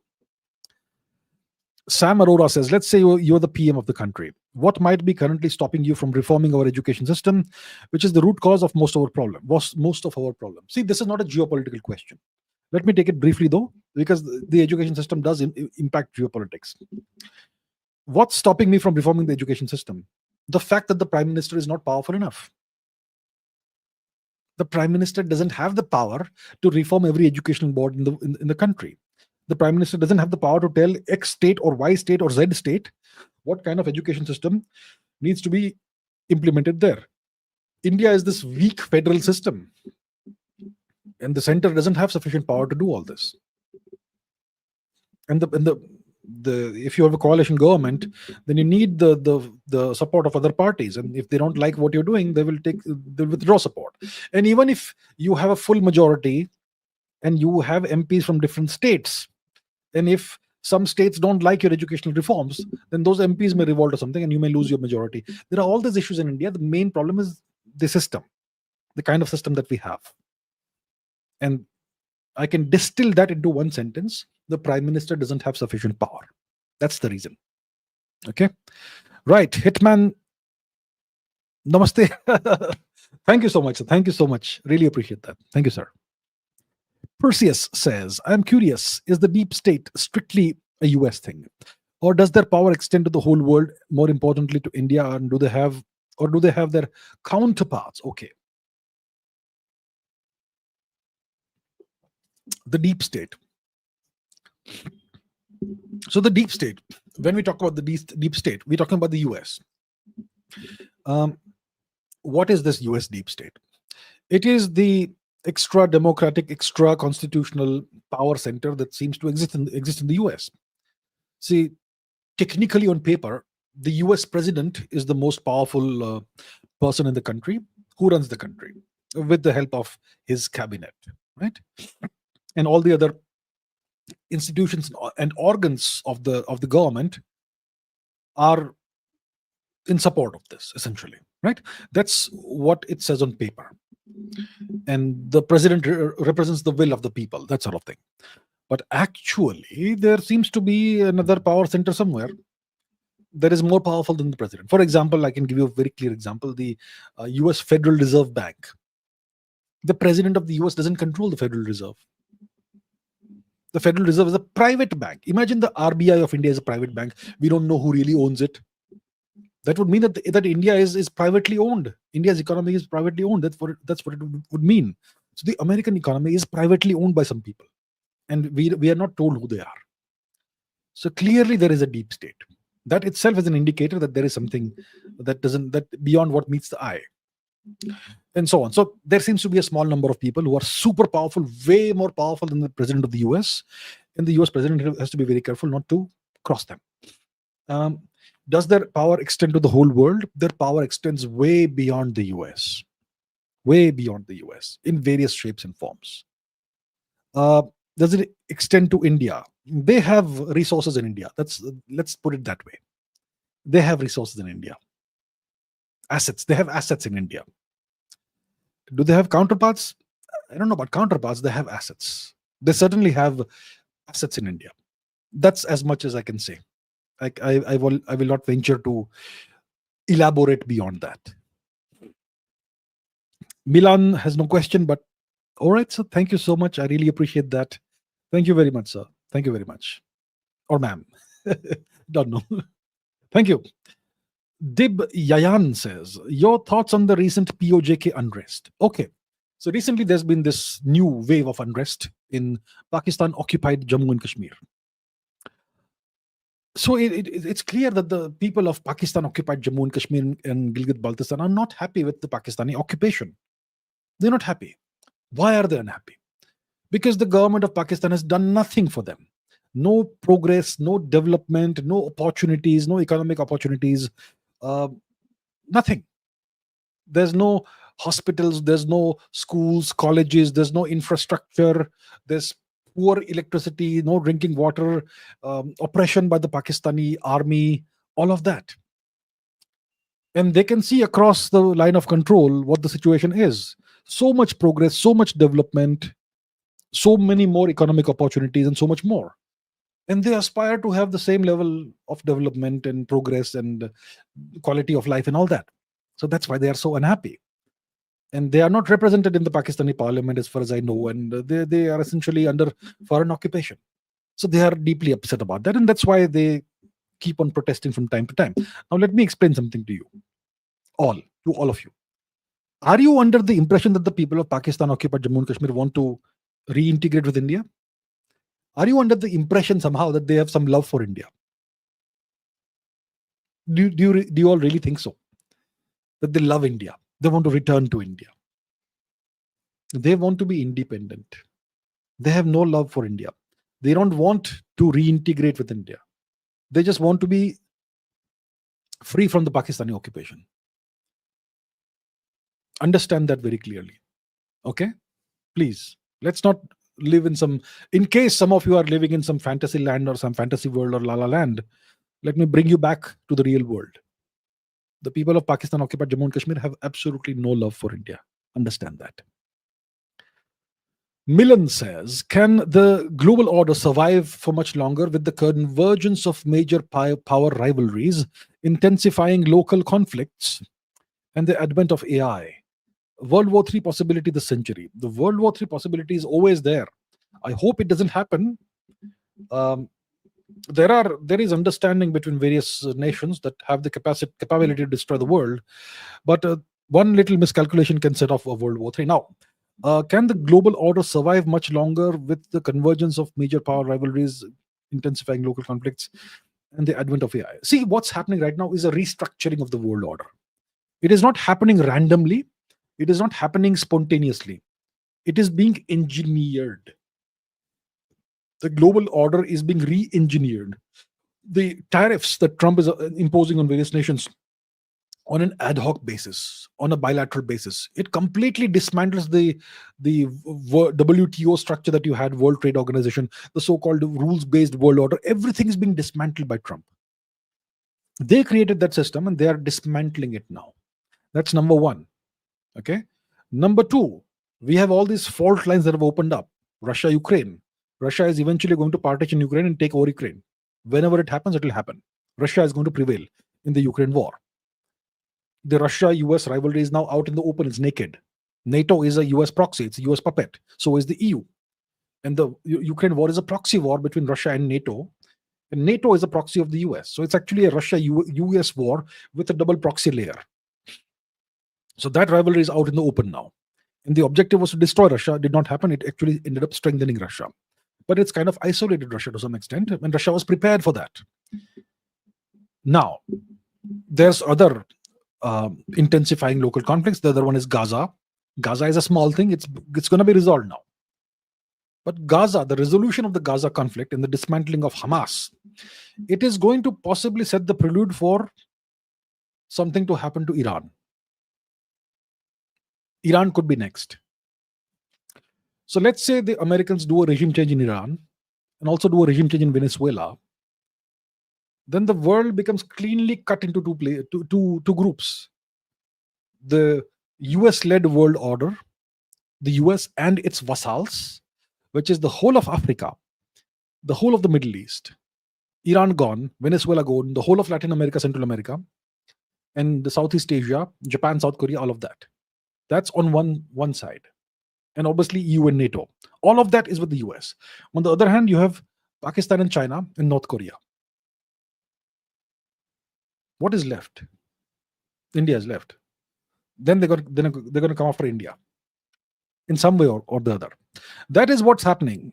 AI was obviously a big player in this. So that is the deal.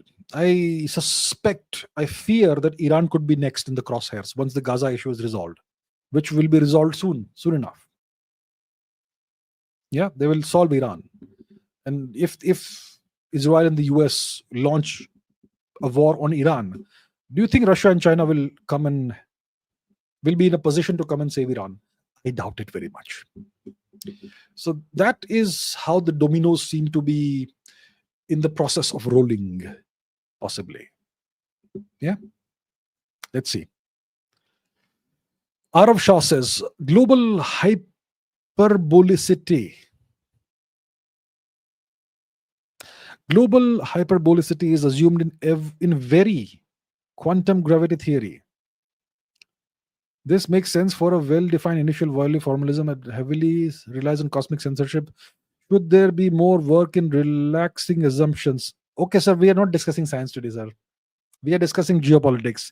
If I start taking questions from every field, then the viewers who have come for geopolitics, they will not be happy, sir. Let's take this question some other time, sir. Please. I'll only take geopolitics questions today. Nilesh Patil says, was judgment of Indian judge in Tokyo trials erred incorrect? After all, Japanese did commit those crimes and tortures. I have not read the judgment. What was the judgment? I don't know. Unless I read the judgment and figure out what was said, I can't really answer the question. Maybe we can look it up. Okay. Let's quickly try and summarize what the judgment was.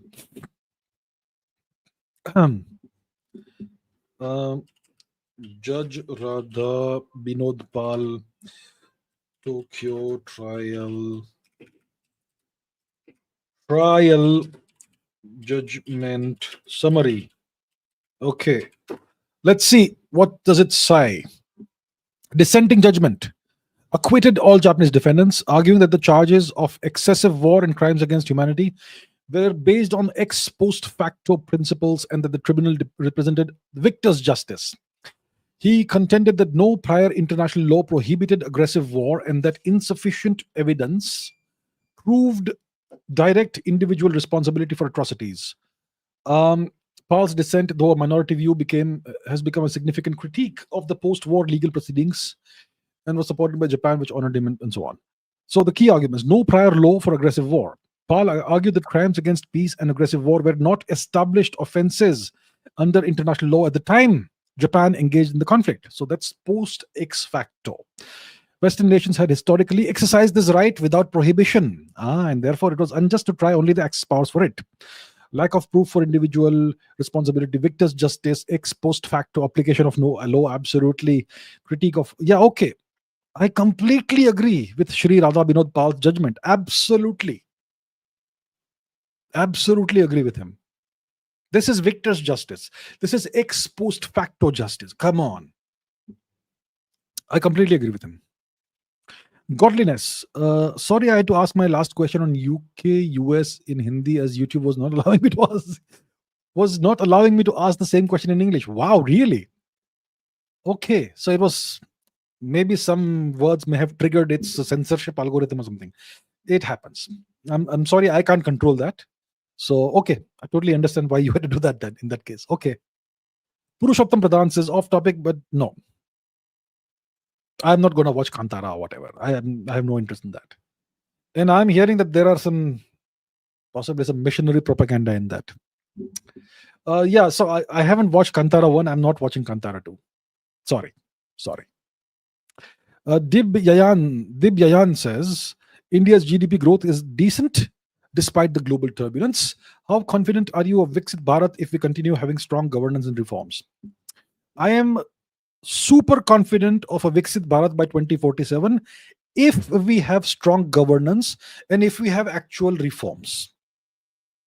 What do I mean by actual reforms? Please end the hypothetical alleged corruption in the country. Without that, nothing's going to change. Secondly, the reservations are going to destroy the country. We need a fully meritocratic system. Thirdly, the education system is critical. If we don't reform it, nothing's going to change. Indians will remain living in la-la land and remain crippled mentally. Without these three major changes, there is going to be no Viksit Bharat.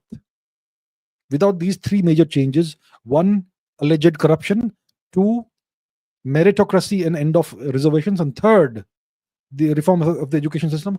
Without these three reforms, India is doomed to mediocrity. What Viksit Bharat? No Viksit Bharat. Nothing. SL says, okay, what is this? CN versus China versus Russia after US decline in future? Border clash ahead. US decline? Are you assuming there's going to be US decline in the future? It's all empires decline, but it could take 200 years. So yeah, see, China and Russia are natural rivals. They're not natural allies, they're natural adversaries.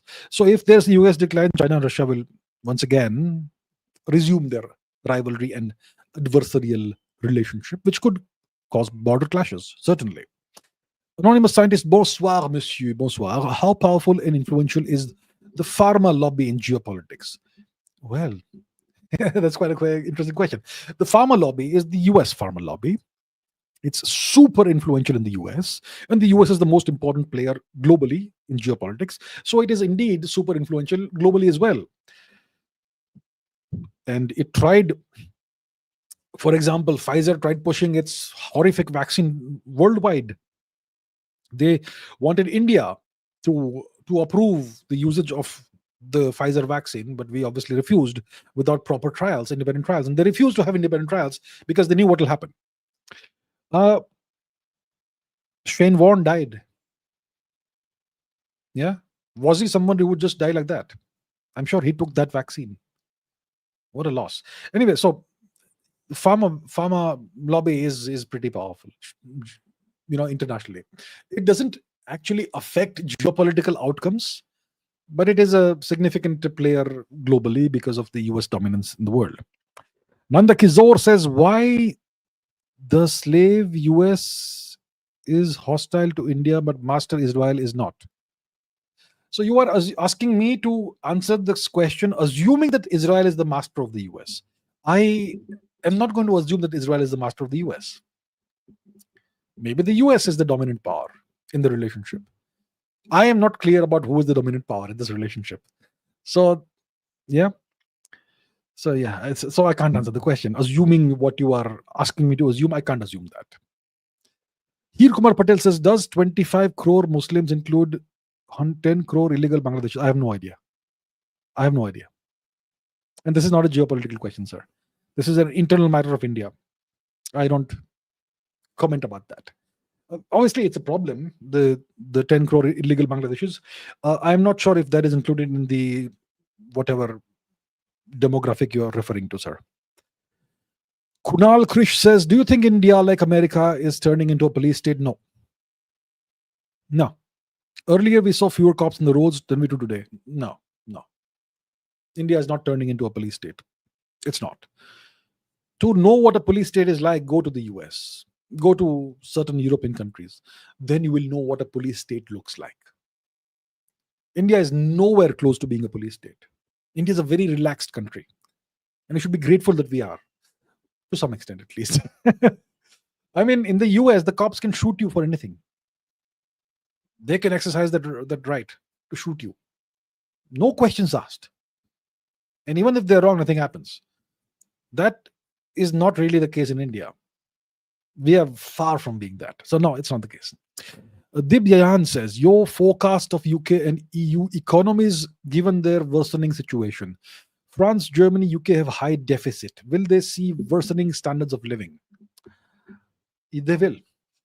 Their economies are not doing great. I don't see the economies reviving anytime soon. I don't see the economies booming. Forget about booming, even doing okay. See, it's very simple. It's all human activity from the dawn of human history, 400,000 years ago, all human activity depends on one thing and one thing only: energy, access to energy. When our hunter-gatherer ancestors from 300,000 years ago, when they went hunting, they had to spend energy, muscular energy. And if they did not hunt on time, they would die of starvation. Then once we started living in villages and groups and all that, we had to build huts or whatever. That needed the expenditure of muscle power.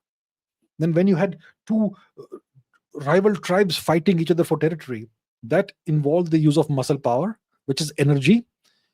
And then you had ranged weapons and all that, which was again the expenditure of energy. Then if you want to build walls and all, it needs energy.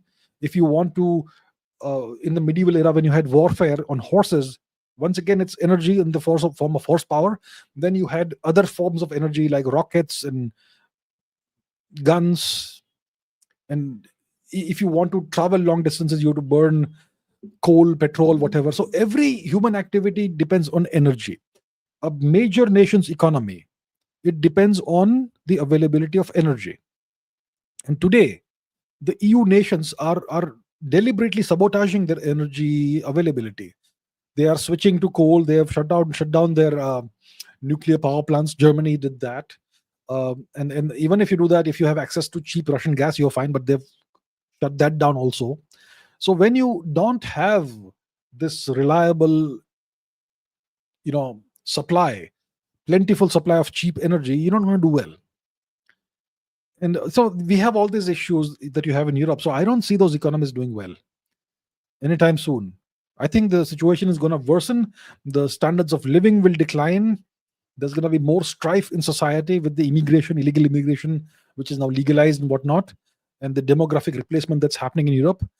I think the way things are going, Europe is going downhill, and I don't see a way out of it for Europe the way things are right now.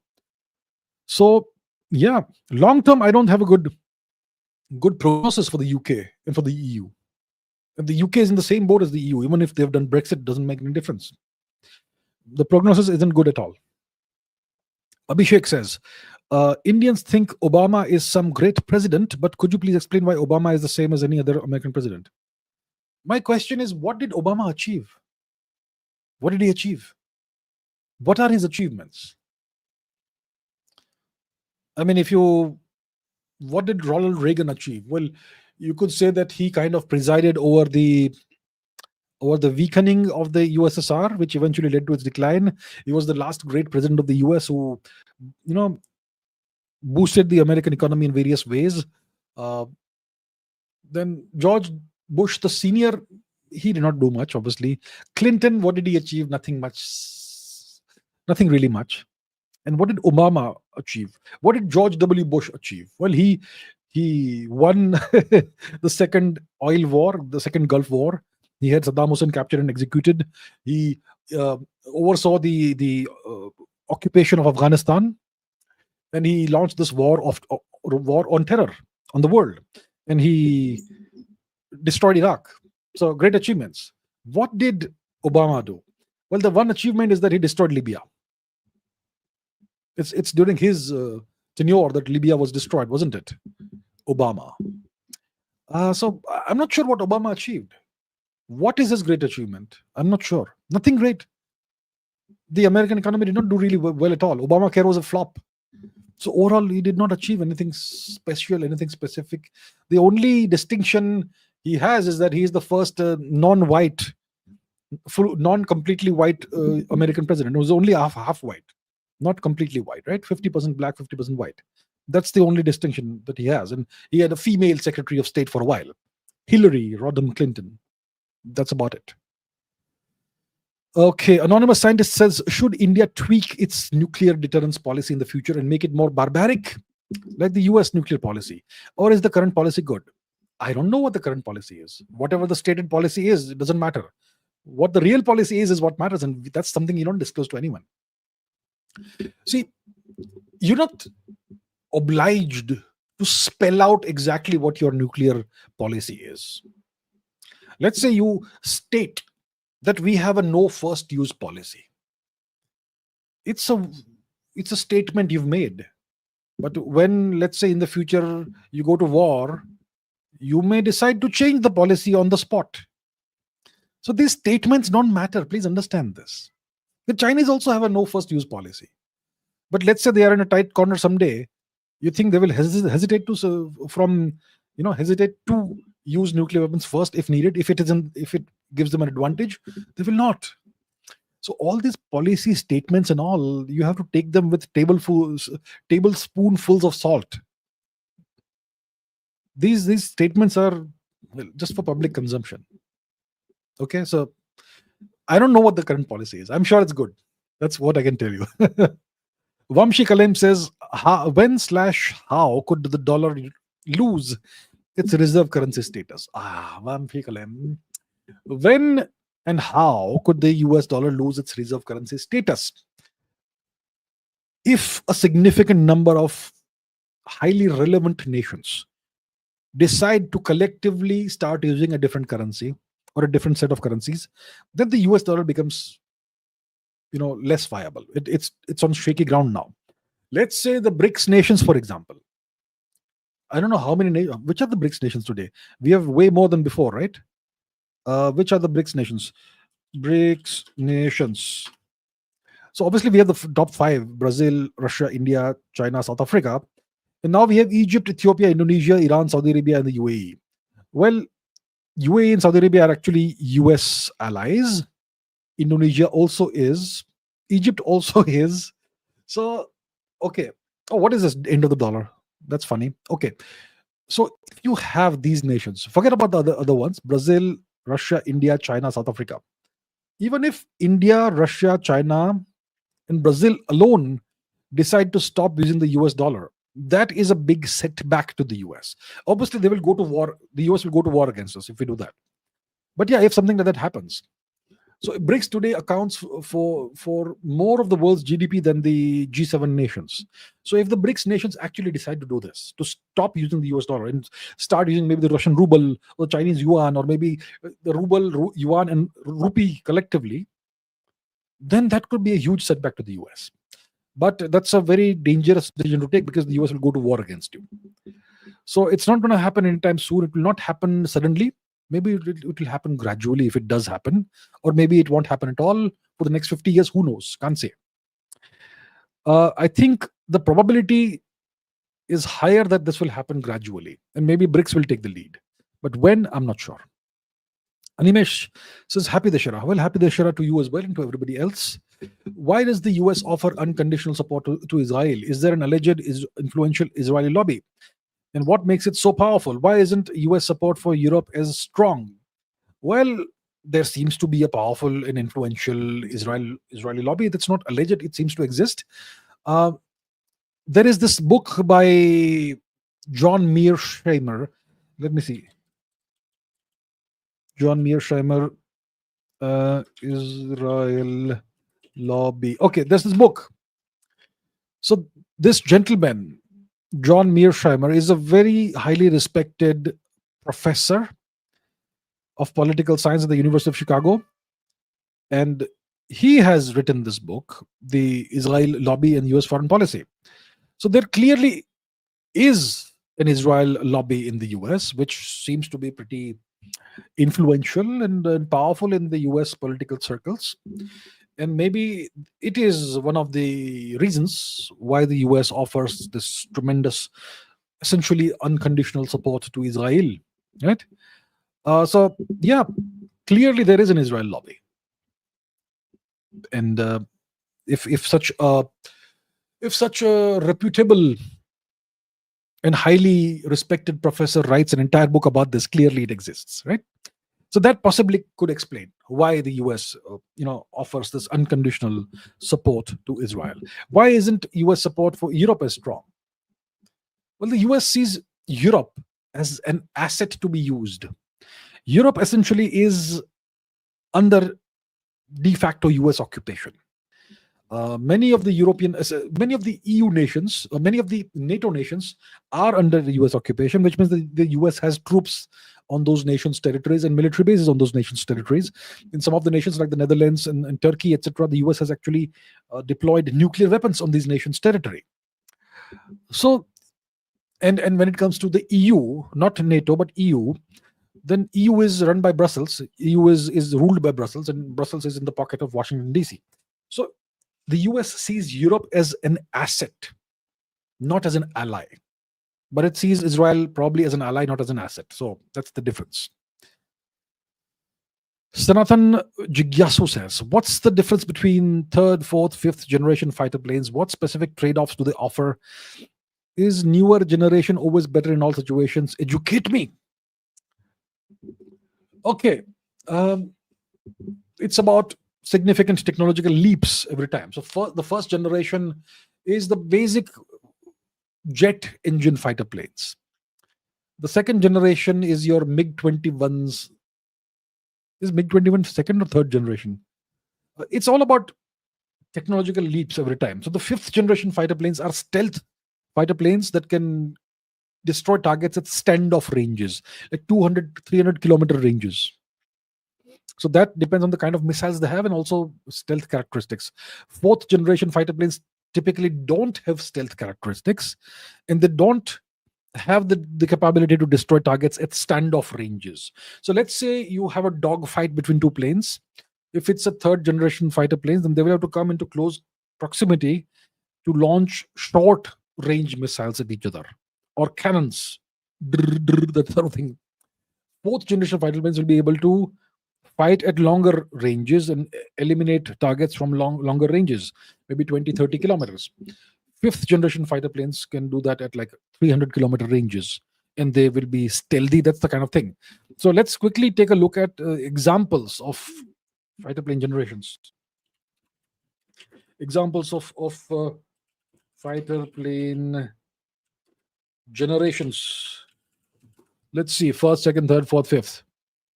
First generation MiG-15 was the first generation. Yes, second generation is MiG-21. So yes, we were until recently using second generation fighter planes, MiG-21s. Third generation is F-4 Phantom and F-16s. Fourth generation F-15s, Eurofighter Typhoon. Fifth generation is the F-22 Raptor, F-35 Sukhoi 57. And the Rafale is between the fourth and the fifth generation. So these are not hard and fast classifications, obviously. Messerschmitt Me-262. So, okay, the first generation was a straightforward jet engine fighter planes. The second one was supersonic flight. Second generation. Third generation is multi-role capabilities, advanced electronics, missiles. Fourth generation is high performance, maneuverable. Four and a half generation, so on and so forth, advanced avionics, limited stealth. Fifth generation is stealth, low observable technology, and super cruise. And sixth generation is artificial intelligence, remote piloting, and so on. Yeah, so that's about it. Yeah. Yeah. Next, Utios says, you said something about making a battle video on the Battle of Ten Kings and Yamuna connection. Can we expect it, or have you? I have not made it, sir. And this is not a history session. Let us not discuss history today, sir. Please, sir. Let me keep reminding everybody. I beg you all, don't ask me history questions in this live stream. We are discussing geopolitics today. Please. I have not made the video, and I don't have any plans of making it anytime soon right now, at this point in time. Geopolitical Lewis is full support, sir. Thank you very much, sir. Thank you very much. Very much appreciated, sir. Utios is once again asking a question about, can education system be a gauge of measuring standards in a nation or country, or even its destiny? What's the destiny of India if education system does not change? Well, I'll take this question even if it's not entirely about geopolitics, because it's about destinies of nations. The education system is indeed of the most important gauge of measuring the standards of a nation, and it is something that is a good indicator, reliable indicator of the long-term destiny of a nation. Yeah, it doesn't tell you everything about the destiny of a nation, but it tells you about the standards, the intellectual standards, mental standards, etc., of a nation. So, what's the destiny of India if the education system does not change? Mediocrity, no Vishwa Guru-ness, no super Guru-ness, no superpower status ever, mainly mediocrity and vassal status in the future. Dev says, how can India create its own narrative and grow also? Create its own narrative. You know what's a narrative? It's propaganda. There are nations that are super powerful in propaganda, like the US, like China. Even Pakistan is good at propaganda. How can India create its own propaganda? By creating its own media outlets similar to the BBC, CNN, and so on. Right? Why don't we have it? The Chinese have multiple such media outlets in print, in audio-visual medium, and so on. We have nothing. We simply don't bother to have it. We have no ambition. Our government seems to lack the ambition to put forward India's point of view with confidence. Our government is simply not invested in this. 11 years they've been in power. They've done nothing about this. Big fail. Big fail. Huge fail.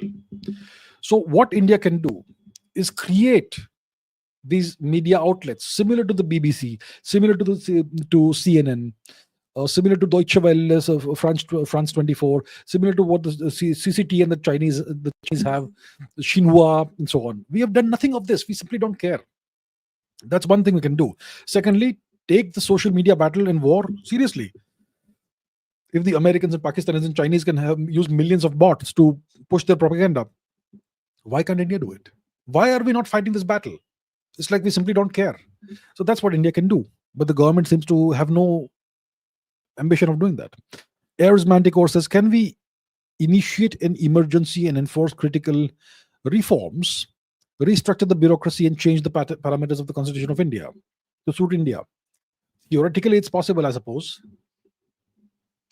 I mean, Mrs. Indira Gandhi did some of these changes when she implemented the emergency, 1975 or something. She did change the constitution. Did she restructure the bureaucracy? I'm not sure about that. She did implement significant changes, limited changes, but significant changes at the time. I suppose it could be possible, yeah, to initiate an emergency and enforce critical reforms. Theoretically, it's possible. Will the reforms be long lasting once the emergency ends, or will there be chaos in the country? Can't really say about that. But if Mrs. Gandhi could do it, maybe some other leader could also possibly do it. Yeah.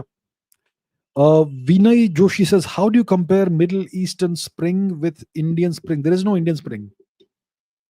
Are you talking about the weather, or are you talking about the geopolitical, the regime change attempts? The Arab Spring, right? We don't have any Indian Spring. There has been no such attempt to do a regime change in India, at least thus far. We may not be far from that. Maybe they will try something. These days they call it a Gen Z thing, right? These days, there are Gen Z revolutions happening in the world. This is nothing but another color revolution thing. They're just giving it a new terminology, new name, new coat of paint, new mask. There is no Indian Spring thus far, but it could happen. Vivek Singh says Israel, Iran in Indo-Pak 2.0 seems imminent. How do you think China will play its cards here? They hate India, but their main enemy is the US. The Chinese don't hate India. They simply see India as an inconvenience. And they see India as a potential threat, as a potential rival. They know that India is not a hegemonic nation that will come, that will tomorrow morning try and make a move on Beijing. India doesn't have any ambition of invading China and taking territory. They know that. But as long as India exists as this big unified country, it's a rival to China in a variety of ways. And if India is broken up or whatever, it suits China. So first understand, the Chinese don't hate India. They don't respect India too much because India is a mediocre nation today. I don't think anyone can deny it. India is a nation of low standards today, a mediocre nation. The Chinese see India as a stooge of the West, which we are to a very large extent. A mentally colonized nation with no self-respect. All of this is what the Chinese say about India, and they are mostly correct in their assessment about India. Okay? Please, let's be realistic. The Chinese are right. Now, Israel-Iran could happen soon, possibly. India-Pak 2.0 could happen soon, possibly. How do I think China will play its cards here? If Iran is on the verge of going down, what could China do? Nothing much, actually. I mean, you had a first round of that recently. The Israelis, they took out some Iranian IRGC generals, and the Americans bombarded various Iranian nuclear processing facilities. And the Iranians, they did launch some missile attacks on Tel Aviv and so on, which did cause visible damage, non-negligible damage for sure. But can Iran stave off a full-fledged war, a full-fledged invasion of Iran? Not sure. See, when this first round happened between Israel and Iran was getting kind of pounded, the Chinese stayed out of it. So did the Russians, right? So if there is a full-fledged war, an invasion of Iran, let's say hypothetically, will China try and come to Iran's rescue? How can they do it? Even if they want to, can they do it? How can they do it? They can't. Russia isn't far from Iran, actually, just north of the Caspian Sea. So Russia is more in a position to intervene if they think it's worthwhile. But even that's a question mark. So I think China will mostly sit it out. Russia may possibly think of perhaps getting involved. They may consider the possibility. But China most likely will stay out of it. Yeah. Yeah. Utios says, when asked about interference in US elections in a 2018 interview, Putin said that the US policy towards Russia will not change despite whoever becomes the US president. What's my opinion? Absolutely correct. Won't change. Why do I say this? It's because the US president doesn't decide what happens. Trump wanted friendship with Putin. What happened? The US president doesn't really decide what happens. It is the deeper powers in the US that decide what happens. And that doesn't change. So Putin was essentially alluding to the primacy of the deep state in the US. He has spoken about it. Men in black suits and all that he speaks about, doesn't he? He was talking about the deep state. So he's absolutely right. I completely agree with him. Brijesh says, if the leadership of India, Russia, and China falls, the country will fall and become a US vassal. Similarly, the US must have vulnerabilities that could lead to the fall of its hegemony if exploited. The US has a great strength. What's the strength? Their leadership is not visible. Those who really rule their nation and the empire, we don't know who they are. That is the great strength of the US. The president is just a puppet. The role of the president is to divert the world's attention away from where the real power resides. That's the role of the US president. So If the leadership of the US falls, if hypothetically the US president, something happens to him, the vice president will step in. If something happens to the vice president, the speaker of the house or whatever the hell it is, this chain of command, they will step in. Eventually, some librarian steps in. Doesn't matter. It doesn't matter who's the president. The nation is taken care of by those who actually rule it. So the US, yeah, the vulnerabilities, we don't know what they are. That's the great strength of the US, the existence of the deep state. Prashant says, how powerful is the ICC? Can they arrest world leaders? The International Cricket Council. The International Cricket Council can't arrest world leaders. The International Criminal Court, nothing. Not much. Whenever the ICC gives the judgment that suits the US can put its full force behind the ICC judgment. But when the ICC says something that doesn't suit the US will oppose it. The ICC, if it is doing something that suits US interests, then the ICC can be reasonably powerful. So if they have put out an arrest warrant against some world leader, and that world leader is overflying a country that supports the ICC, that country can send fighter planes to bring the plane down, and they can arrest the world leader. They can do that. So in that case, the ICC has some power to some extent. Yeah. Vivek Singh says, if India is indeed able to explore our rare earth and crude oil successfully, do you think the US's attitude will change towards us? Certainly, yeah. If India, rare earths, for rare earths, we depend on China. And if we become completely self-sufficient in rare earths, which we can be if we develop the mining infrastructure and all that, then it will make us less dependent on China. It won't really affect our relationship with the US, but yeah, the US will see that India has a stronger hand now, for sure. But if we are able to just make a major crude oil discovery that makes us entirely self-sufficient in crude oil, that will be a great game changer for India. It will make India genuine autarky, right? So it's very important that we now go full force in exploring the various oil reserves that we probably have, but we have never bothered to do that in the past. I'm hearing some ministers who have been saying for the past few months that we are on the verge of a major oil discovery similar to whichever nation. So if that happens, great, but let it happen. And if it happens, the US's attitude will definitely change towards India, for sure, definitely. MK says, is deep state a boon or a bane for the US and its people? It's both. It's both. Prashant says, ex-Home Minister said that the US asked India not to react after 26/11. Okay.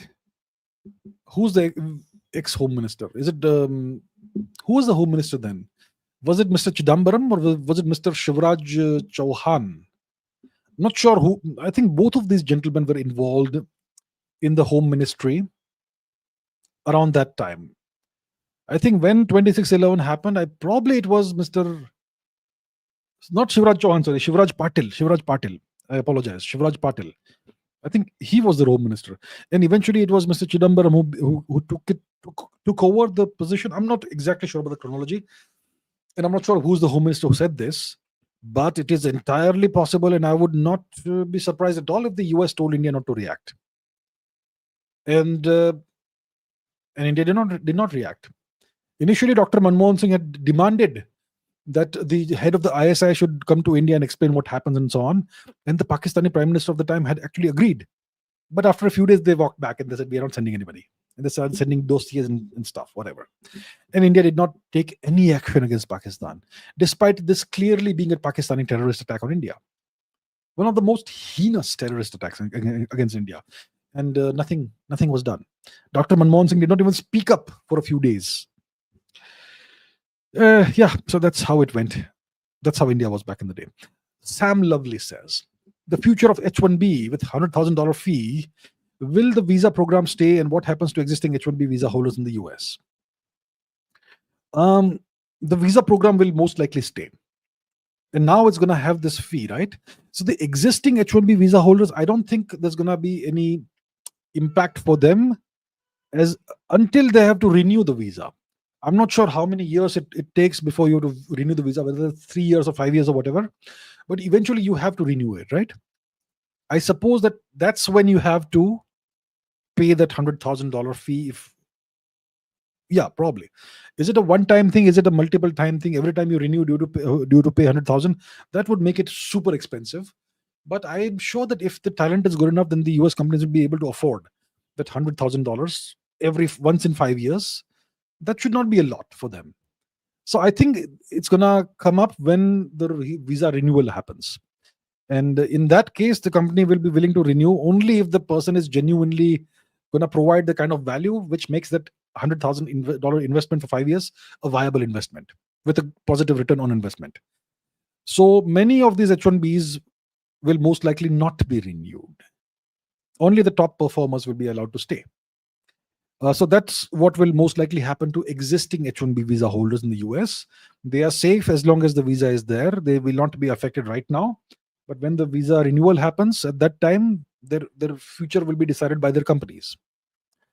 The visa program will most likely stay. It will now become kind of an elite visa. Yeah. Only the top performers will be given H1B visas because the companies otherwise won't sponsor the visa, right? That is what happens. Dave says the new Japanese PM is a singer. Another Zelensky installed. It doesn't matter who's the Japanese PM. Japan is not a sovereign nation. It doesn't matter at all. The only prime minister who mattered after 1945 was Shinzo Abe.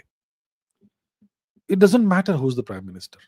The Japanese prime ministership is a revolving door. Every few months, every couple of years, a new prime minister comes and goes. It doesn't matter who it is, whether it's a singer or a horse rider or a gymnast or a professor or an economist or an athlete or an actor or whatever. It makes no difference whatsoever. The Japanese prime minister is not relevant, unfortunately, because Japan is sadly not a sovereign nation. It's a nation under permanent foreign military occupation. Akshar says, how long can the US and India sustain this tariff war? The US can sustain it for the next 300 years. The US can do it. It means the two economies decouple. That's it. It can go on forever if they want. Godliness says, how do you see the future of the world by 2060? Do you see one power dominating all with AI and quantum computing? Do you see a multipolar world, one government system for all? Do you see the remains of Third World War? Where will the world be in 2060? What sort of world will we have in 2060? I think probabilistically, you will either have a one world order, one world government, or a bipolar world. Most likely by 2060. I think the probability is highest for this sort of scenario. Probably not a unipolar world order. Probably a bipolar world order by 2060. Who will those two poles be is the big question. Will it be the US? So most likely you will have a US on one side. Who is going to be on the other side? Is it going to be China? Or is it going to be Russia? Or is it going to be India? Or is it going to be a coalition of these three countries? Because the only way you can have someone stand up to the US and balance the US out, like the situation you had in the 20th century, the only way this happens is if either China or Russia become as powerful as the US, or China, India, Russia collaborate. So most likely you will have some kind of bipolar world order. That's how I see it. One world government, one world government system for all. I think that is less likely.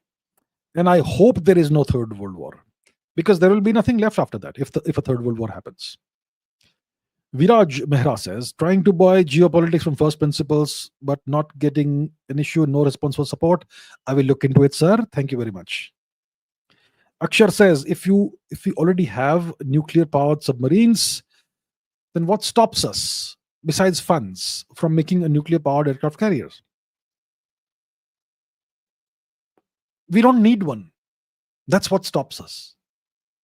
It's a gigantic investment. Why do we need an aircraft carrier, first of all?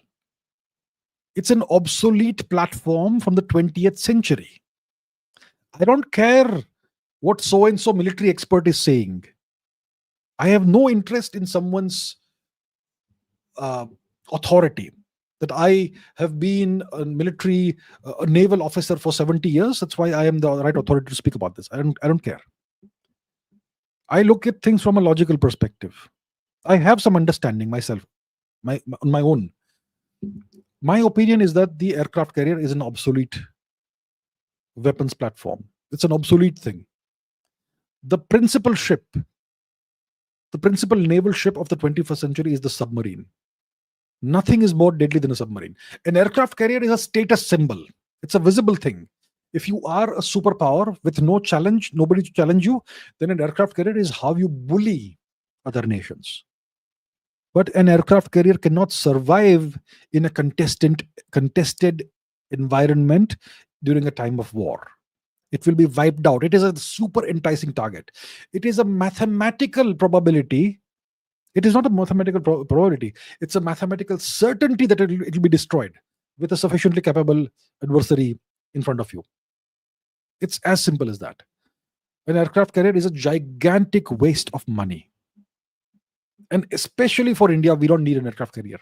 Why? We already have unsinkable aircraft carriers in the sea, in the Bay of Bengal, the Andaman Islands. Militarize those islands. Make proper airstrips there. Put a couple of 100 fighter planes there. That's your aircraft carrier. That gives you gigantic sphere where you can project power in a massive manner. In the Western Indian Ocean, the Sea of Saurashtra, why don't we reclaim some land in the Lakshadweep Islands and build a couple of unsinkable aircraft carriers there? It will cost probably less money than building these ships. So we have at least one aircraft carrier. That's good. Retain it. I'm not saying we should scrap it. It's good that we have it. And it gives our sailors the expertise, the know-how of how to operate these ships. Good. But we don't need more of these things. It's a tremendous cost. For the price of one aircraft carrier, let's say $5 billion, you could build 50 submarines that cost $100 million each. Now some geniuses will say, oh, but no submarine costs $50 million, $100 million. Submarines cost $500 million. Google the Gotland class submarine. Okay. So yeah. So what stops us? Common sense stops us. Okay, sir. Bitan Chakrabarti says, can market economy make Russia global economic leader? Why did they miss the computer and silicon revolutions of the 1980s and 1990s? 1980s, Russia was declining. Russia's standards had declined. Russia was already a decade behind the US even during the supercomputer era of the 1960s and 70s. Russia's decline started with the death of Stalin. Their standards started declining. Okay? They were more busy with their political intrigues and power struggles within Russia than in these matters. So they were already way behind the US by 1980. So yeah, that's what happened. And they missed these revolutions, like you say. Can a market economy make Russia a global economic leader? A market economy? Not necessarily. Is China a market economy? China is not really a market economy. It's a state-managed, state-controlled economy with 5-year planning and all that. It is a capitalistic system with complete full state control. It's not a market economy, and still they are the second largest economy now. So I don't think a market economy is what Russia needs. Every nation is different. Something that works for one nation isn't necessarily going to work for a different nation. So I don't think Russia needs a market economy. Anuj Art says, sad to see the EU being Islamized. Can it be reversed? Not our problem, not our concern. And I'm neither sad nor happy. It's up to them. It's their life, their countries, their problem. If it is a problem, in their opinion. Yeah, I don't care. Top Gun says, if fiat money isn't backed by physical commodities, what gives its value? Is the US dollar stronger because of it is enforced on other countries? What gives fiat money value is the ability of the issuer of the currency to enforce the currency and its status in the world. So let's say I create a new country. Okay, hypothetically, completely hypothetical thought experiment. Let's say I create a new country. I go and capture the moon, and I start an economy on the moon, and I start trading with Earth countries. So I've declared independence on moon. The moon is a separate country, and I am going to issue paper currency from the moon. It is backed up by nothing. But because I have the technology to conquer the moon, I can bully all the nations on the earth that I will conquer you all also, unless you accept my paper currency. Because I have weapons that you cannot imagine, you can't dream of. And I have technology that is beyond your wildest dreams. So do as I say or else. So then, because I have this, my word is backed up with this bullying force, with my ability to unleash mayhem and apocalypse on the countries, because I have the ability to do that. So all the countries will have to do what I say. So my fiat currency, which is backed up by nothing, suddenly becomes the only currency in the world, and it actually has value because it is backed up by my power. So fiat money doesn't necessarily have to be backed up by physical commodities. What gives it value is the ability of the issuer to enforce it by force. That's what gives it value. And that's why the US dollar has value, and it is the strongest and most important currency in the world. That's the only reason why. Kapai developer says, do you think China was developed by the US in the 60s and 70s to counter Russia? Land and sea courtesy Kissinger. China wasn't developed by the US, but China developed itself in a certain way, not in a very logical or very capable way, as long as Mao Zedong was in power. But it came on the right track after the death of Mao Zedong and the advent of Deng Xiaoping as the leader of China. Now, so the Chinese developed China, but the Americans aided and abetted the rise of China after the détente between the two countries, which was midwifed by Kissinger and Nixon. So that's where China's fortunes start changing, and China starts implementing the Singapore model in China in a very different way, obviously, because Singapore is this little thing and China is massive. But they take inspiration from Singapore. They send bureaucrats and whatnot to study the Singapore model. The Singaporeans are happy to teach the Chinese what they're doing, to share their best practices and whatnot, and the Chinese start implementing that in China, and that's where everything changes. And obviously, in 1969, the Russians wanted to nuke China, and the Americans came in the way, and they prevented Russia from doing that. And that's something that gave the Chinese more confidence that the US, can be utilized as something that helps us. Yeah, so that's how it happens, sir. Okay, we have crossed 2 hours, so let's please stop taking super chats. I will end this soon, but I will obviously finish the remaining super chats. S Phoenix says, Indians need to move away from just rote learning and obsession with institutions like the British hangover. The dream of Indians becoming innovative via competency and inspired like Einstein and Chandrasekhar. Indians need to move away from this, but they can't, because you have to spend 20 years stuck in an education system that is still in the 1800s mindset. The education system is still completely colonial. And because every Indian citizen, every Indian kid has to pass through roughly 2 decades of this horrific education system, their minds get destroyed. That's why Indians are the way they are. We need to move away from this, but the only solution is to reform the education system. Without this reformation of the education system, nothing will change. We will keep on crying even 20, 30 years down the line that Indians need to move away from rote learning and all that.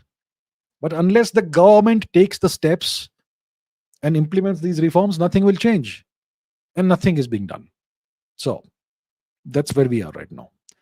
Pratham says, reading about Shri Pandit Nehruji's miracles made my blood evaporate. Okay. If those decisions were reversed, omitted, could we be a genuine superpower by the 70s, right? My heart clenches with angst. See, in 1947, India had the most developed infrastructure of all the Asian nations.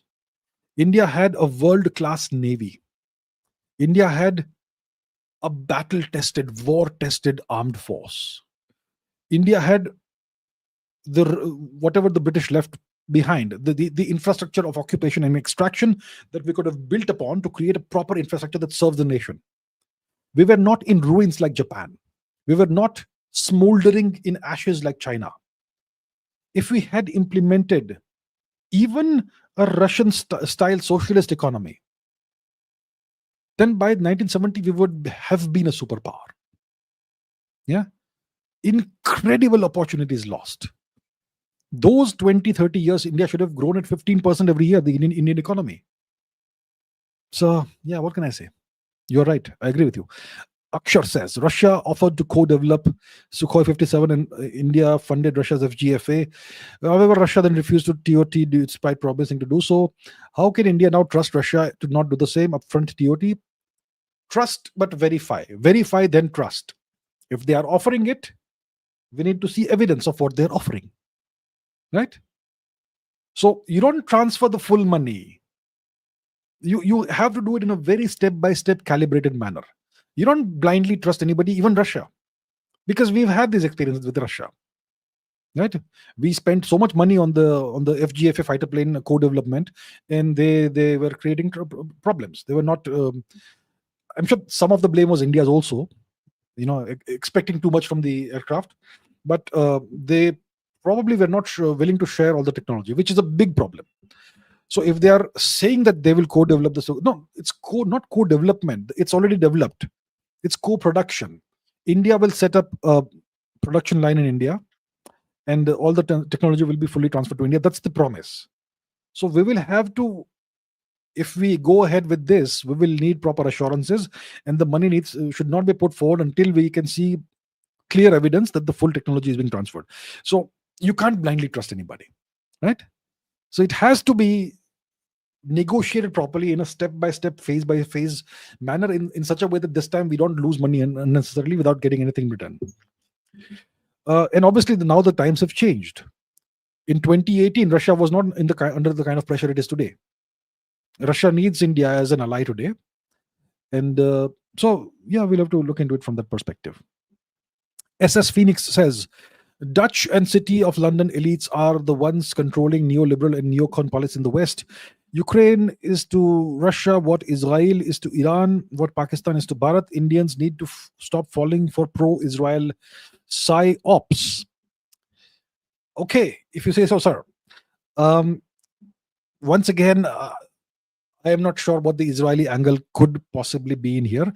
Obviously, Israel is the unconditional ally of the US. Dutch and City of London elites are the ones controlling neoliberal and neocon policy in the West. Ukraine, okay. See, like I've said, the US does have a deep state. No question about that. And this deep state may not necessarily be limited to the geography of the US. Maybe it's something that's spread beyond, and maybe it controls way more than the US. In which case, you could have various elites who control whatever. But I am not aware of that. I have not seen any evidence of that. So the deep state doesn't leave behind a breadcrumb trail. So what you're saying is definitely possible, but I can't endorse it because I don't have evidence of that. But I hear you, sir. That's what I can say. I hear you. Divnur Singh says, why don't we have our own deep state, or do we? Does India have an extra constitutional, extra electoral center of power? Does the Indian Prime Minister represent merely a puppet or merely a figurehead who doesn't really have power? I think India doesn't have a deep state. And maybe there is an attempt to create a deep state in India, possibly, by outside forces which will serve outside interests, possibly. Why don't we have a deep state of our own that serves our own interests? Because we aren't intelligent enough to do that. We don't play those games. We should. See, we understand the concept of a deep state. What is the concept of a deep state in a political party? Kingmaker. All Indian political aficionados understand the concept of kingmaker. That you have a person in a political party who actually calls the shots, but that person doesn't come in the front. They appoint someone to be the chief minister, prime minister, but they from behind the scenes control everything. That's kind of a deep state situation, isn't it? Why don't we have it? Well, we have it at various petty low levels, but at a national level, we don't have it. Biju Sai says in the Vedic period, everyone used to pray to Lord Indra. We are talking about geopolitics, sir. We will discuss geopolitics. Why don't we pray to Lord Indra anymore? That's not a geopolitics question, sir. All right, sir. We are discussing only geopolitics today. See the title of the live stream: Geopolitics Super Chat episode. We will discuss geopolitics only today.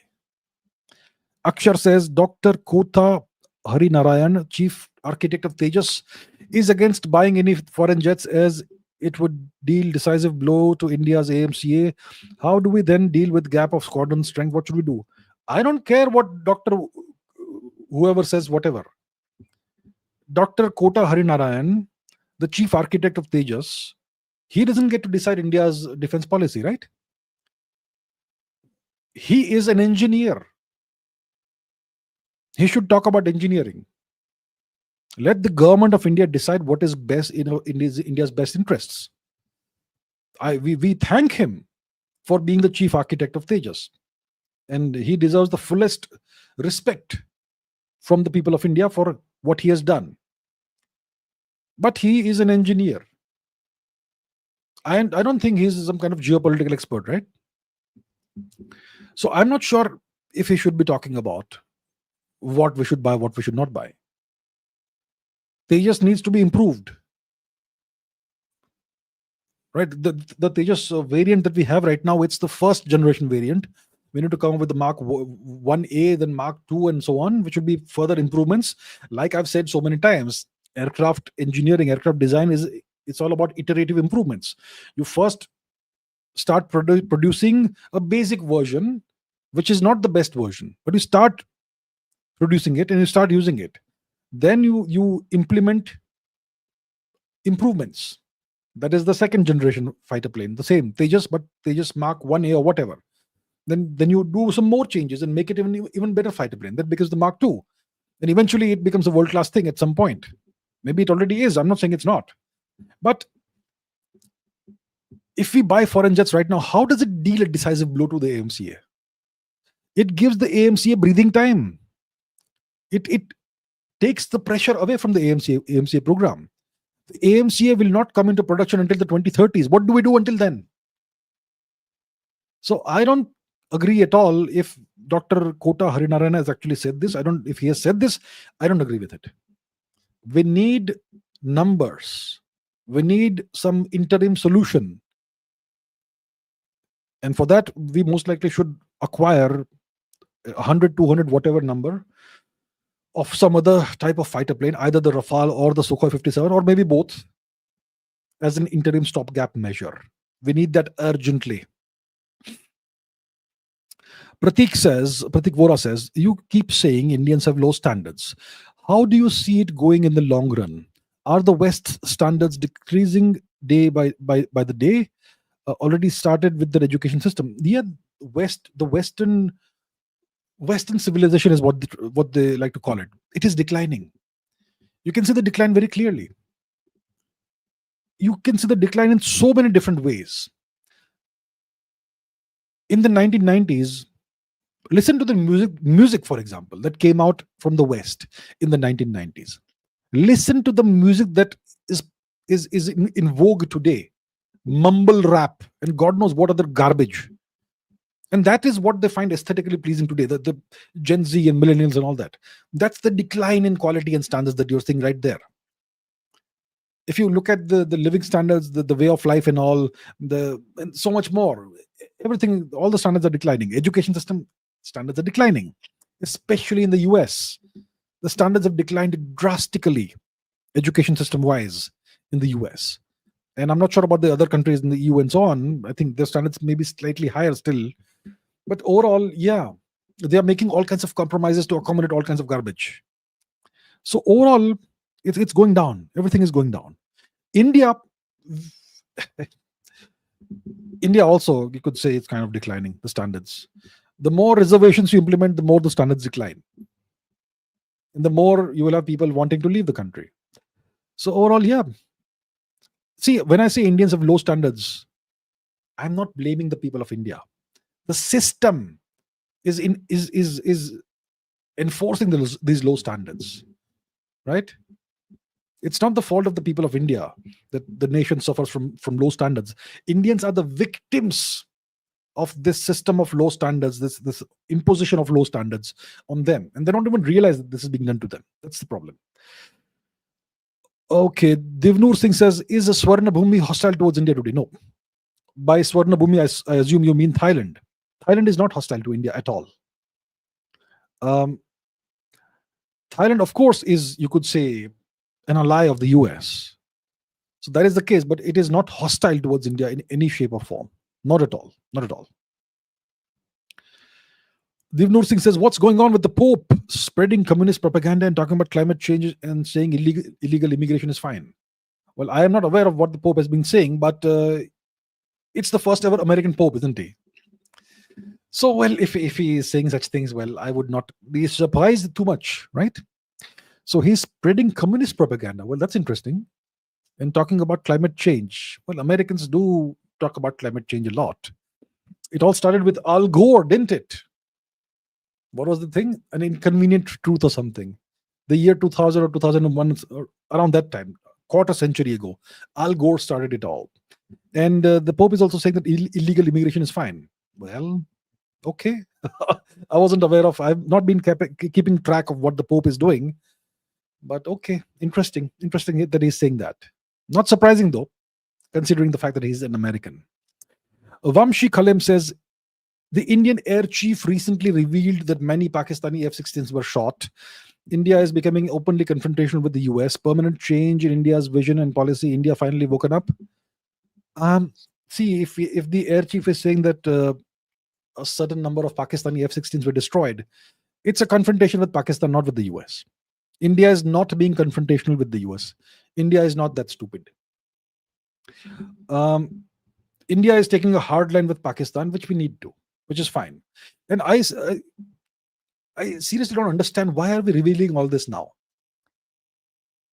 If we had shot down, let's say, 7 F-16s or 9 F-16s or whatever, or destroyed half of them on the ground, why didn't we reveal that in the beginning itself? Why say all this 7 months later? Oh, not 7, whatever. It happened in May. Now we are in October, May to June, July, August, September, 5 months later. Why? Why do that? I don't get it. So anyway, my point is that we are not being confrontational with the US. We are taking a very hard line with Pakistan, and that's going to be the new policy. That's going to be the policy going forward. We will take no more BS from Pakistan. That's the deal. Vivek Singh says China is producing jets at rocket pace. Russia, too, despite in war, is moving its defense industry at a rapid pace. Did we miss a chance by not spending on R&D? We have missed many of these chances. The Chinese have been producing warships like in India, people produce samosas. They're churning out warships like samosas and vada paos, the Chinese. And the same thing when it comes to their fighter planes. And how many fighter planes are we producing per year? Like 12, 16? What is it? What's the number? We're sleeping. I just don't get what we are doing, really. Yeah. And now we have kind of woken up about R&D.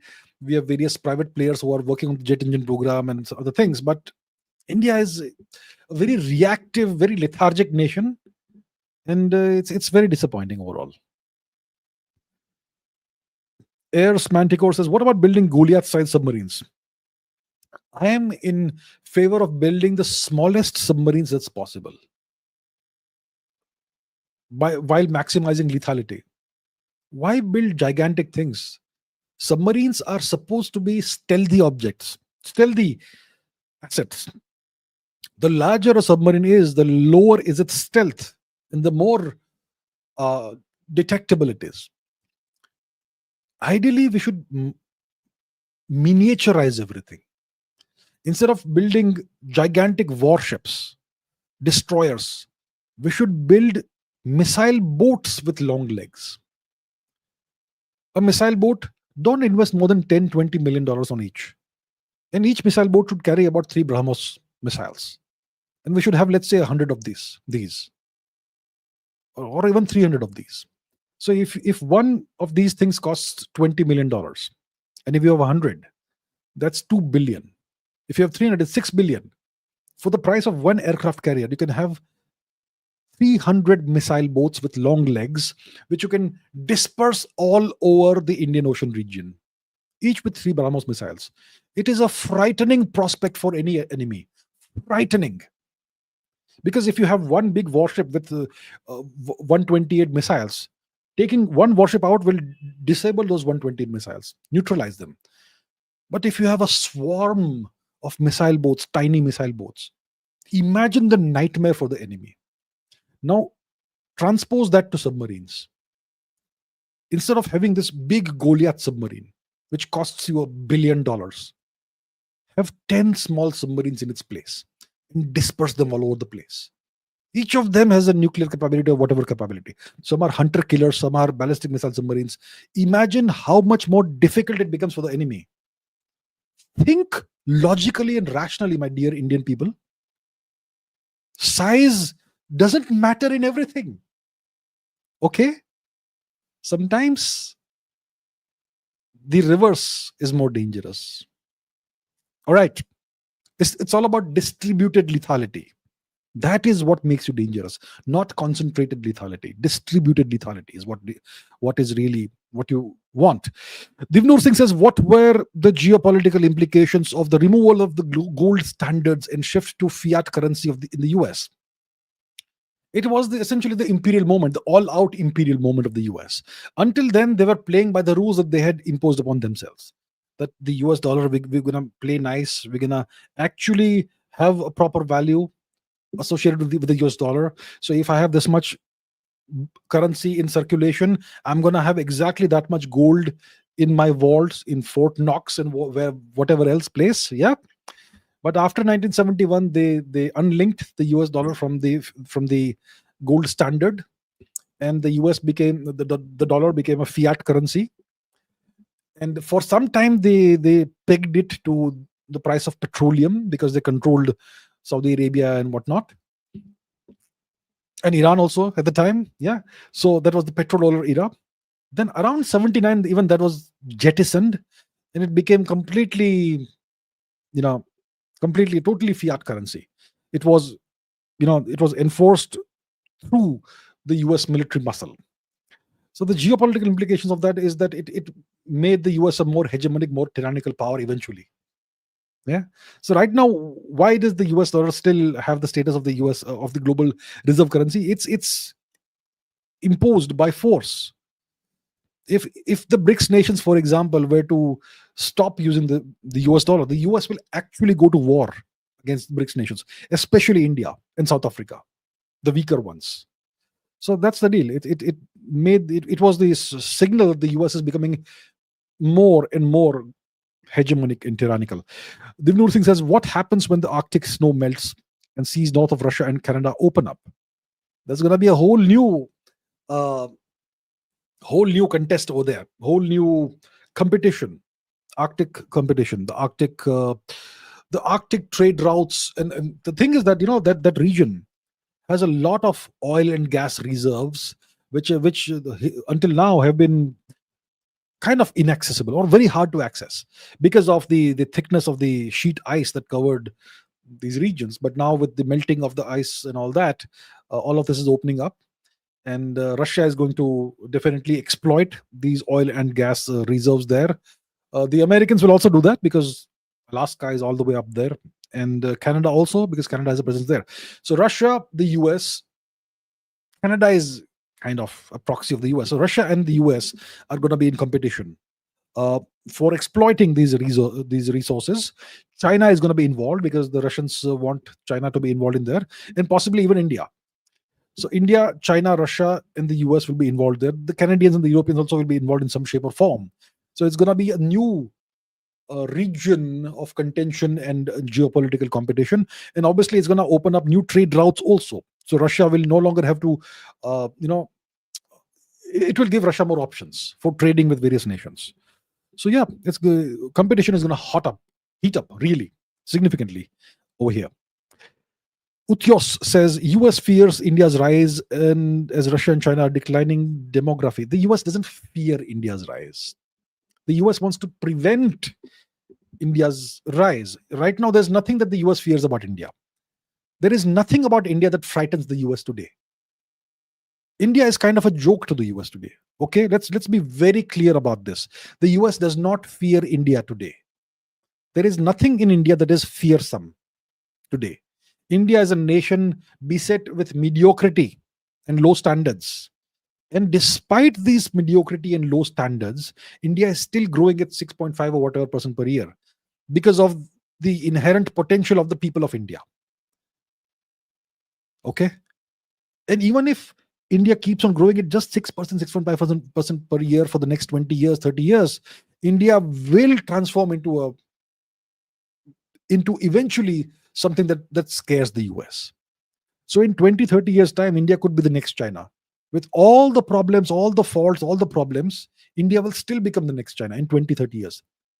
That's what the US wants to prevent. They don't fear India. In 20, 30 years, India could be fearsome. So they don't want a fearsome India in the future. That's why they want to deal with India right now. And they have all the plans in place. And do we blame them for that? They are doing what any power would do. Any great power, any superpower would do. Aries Manticore says, shouldn't we start using AI to focus on bioresearch, genetic enhancement, large botanical engineering, space travels, adaptive enhancements, etc., to lay the foundation for the next great game? You see, you should do that. But do we have any high quality research institutes in the country where you have researchers who actually are interested in doing research? Who are India's great researchers today? Tell me. Name one person who is a great researcher in this country today. Name one scientist who is globally, internationally recognized because he or she has made some genuine contributions in their field. Name one person today. If we have nobody, then where will this research happen? If we are producing no new talent, or if all the good talent we are producing wants to leave the country, then where will we do all this research? And secondly, let's say we have high quality researchers, but do we have our own AI? We'll have to use foreign AI, which will, I promise you, not give you the results you want. Do you understand the problems? Do you understand what India is lacking strategically? Do you understand where we are failing? Why aren't we taking the steps and measures to rectify these issues? Why aren't we creating globally world-class research institutes with high and retaining high-quality talent? That's number one. Secondly, why aren't we developing our own indigenous world-class AI? That's number two. What on earth is India doing? Do you understand the problems? Divnur Singh says, will my pager or phone blast if I talk enough about Jewish bankers? I would say, I would recommend, don't try it. Don't try it. You never know, sir. You never know. You never know. Shubham Vavare says, Shubham Vavare, I'm sorry, says, how is Russia still alive as a nation? I don't get it. Why don't you get it? It's because you have some presuppositions and assumptions about Russia.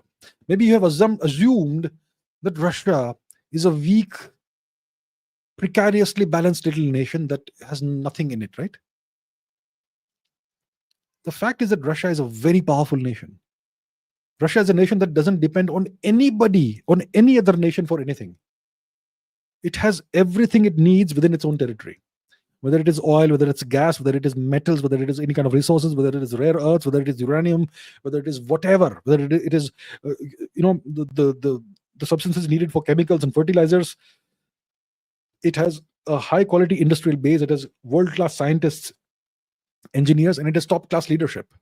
And it is a very powerful military, and it is the world's largest nuclear arsenal, and the means to deliver the nuclear weapons. It produces its own jet engines. It produces its own fighter planes, tanks, everything, submarines.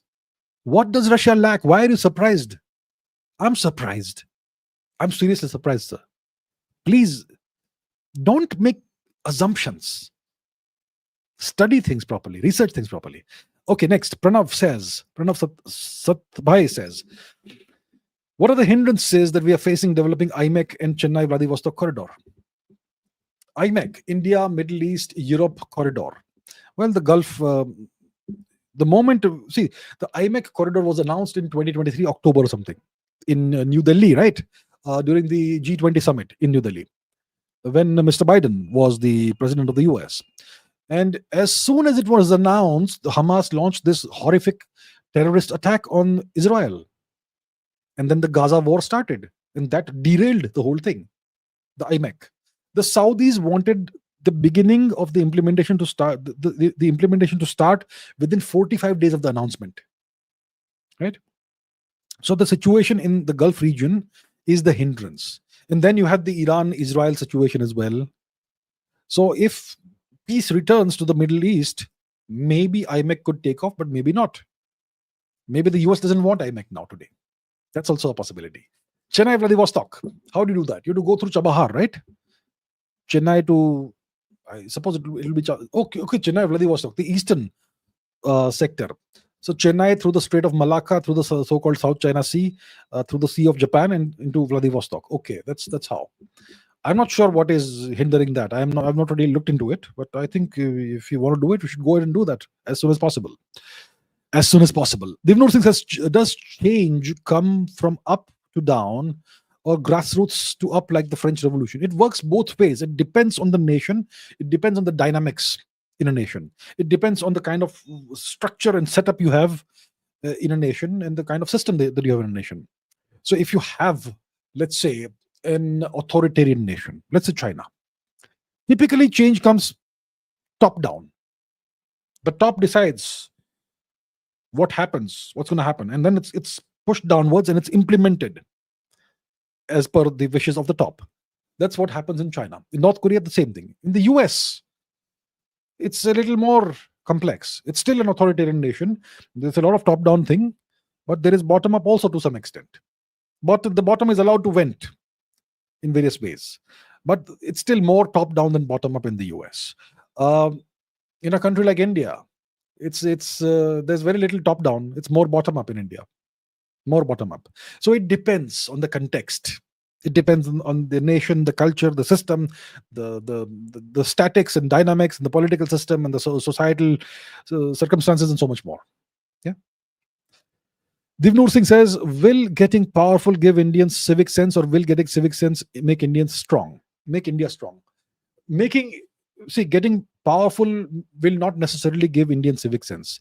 Civic sense and hard power, there's no correlation. Why does India not have civic sense? Because of a lack of enforcement of the laws. Do we have laws? Or we've got plenty of laws. Why is there no civic sense? Did Indians not have civic sense 300 years ago? During the Mauryan era, do you think we did not have civic sense? I suspect that during the Mauryan era, anybody who littered or spat on the roads would have faced terrible punishments. So what brings civic sense? If punishment is guaranteed if you break the law, then civic sense automatically comes in. Indians who live abroad have the best civic sense in the world. Same Indians. So it's because of the system in India that we don't have civic sense. The moment Indians start, the government of India starts enforcing the laws and the rules, civic sense will automatically appear magically. Otherwise, no matter how strong India becomes, India will remain whatever Trump says. Yeah. Shubham says, will China annex Siberia or East Russia in the future? Well, if Russia allows it to, then it will happen. China would love to do that. Will Russia allow it? As long as Russia has strong leadership, it won't be allowed. So it all depends on Russia, not on China. Divnur Singh says, I always defend Indians when I'm in the US, or in American right-wing circles. It's getting harder and harder. I am torn between defending Indian behavior and not being able to defend it. You don't need to defend the indefensible. I'm not sure about what Indian behavior you're talking about. Are you talking about geopolitical behavior, or are you talking about the lack of standards in India? I mean, the lack of civic sense and the potholes on the roads and all that shit. All that stuff is indefensible. You can't defend that. There's no point defending that. There's nothing to defend in that. The lack of standards are a fact. You can't defend that. So you can only defend what is defensible. There are things where India is on the right side. India is right in certain things. For example, India versus Pakistan. I mean, India is not the aggressor here. India is the victim. That's where you can defend India for sure. But when it comes to India's low standards and Indians doing whatever, wherever in India, littering and garbage on the streets or whatever, and potholes and whatever else, there is nothing to defend about that. You can't defend that. So, yeah. All right, let's take one final question. Amisha says, thank you, sir, for the great session. Bless you. Thank you so much, ma'am. Thank you so much. I really appreciate your blessings. Thank you so much.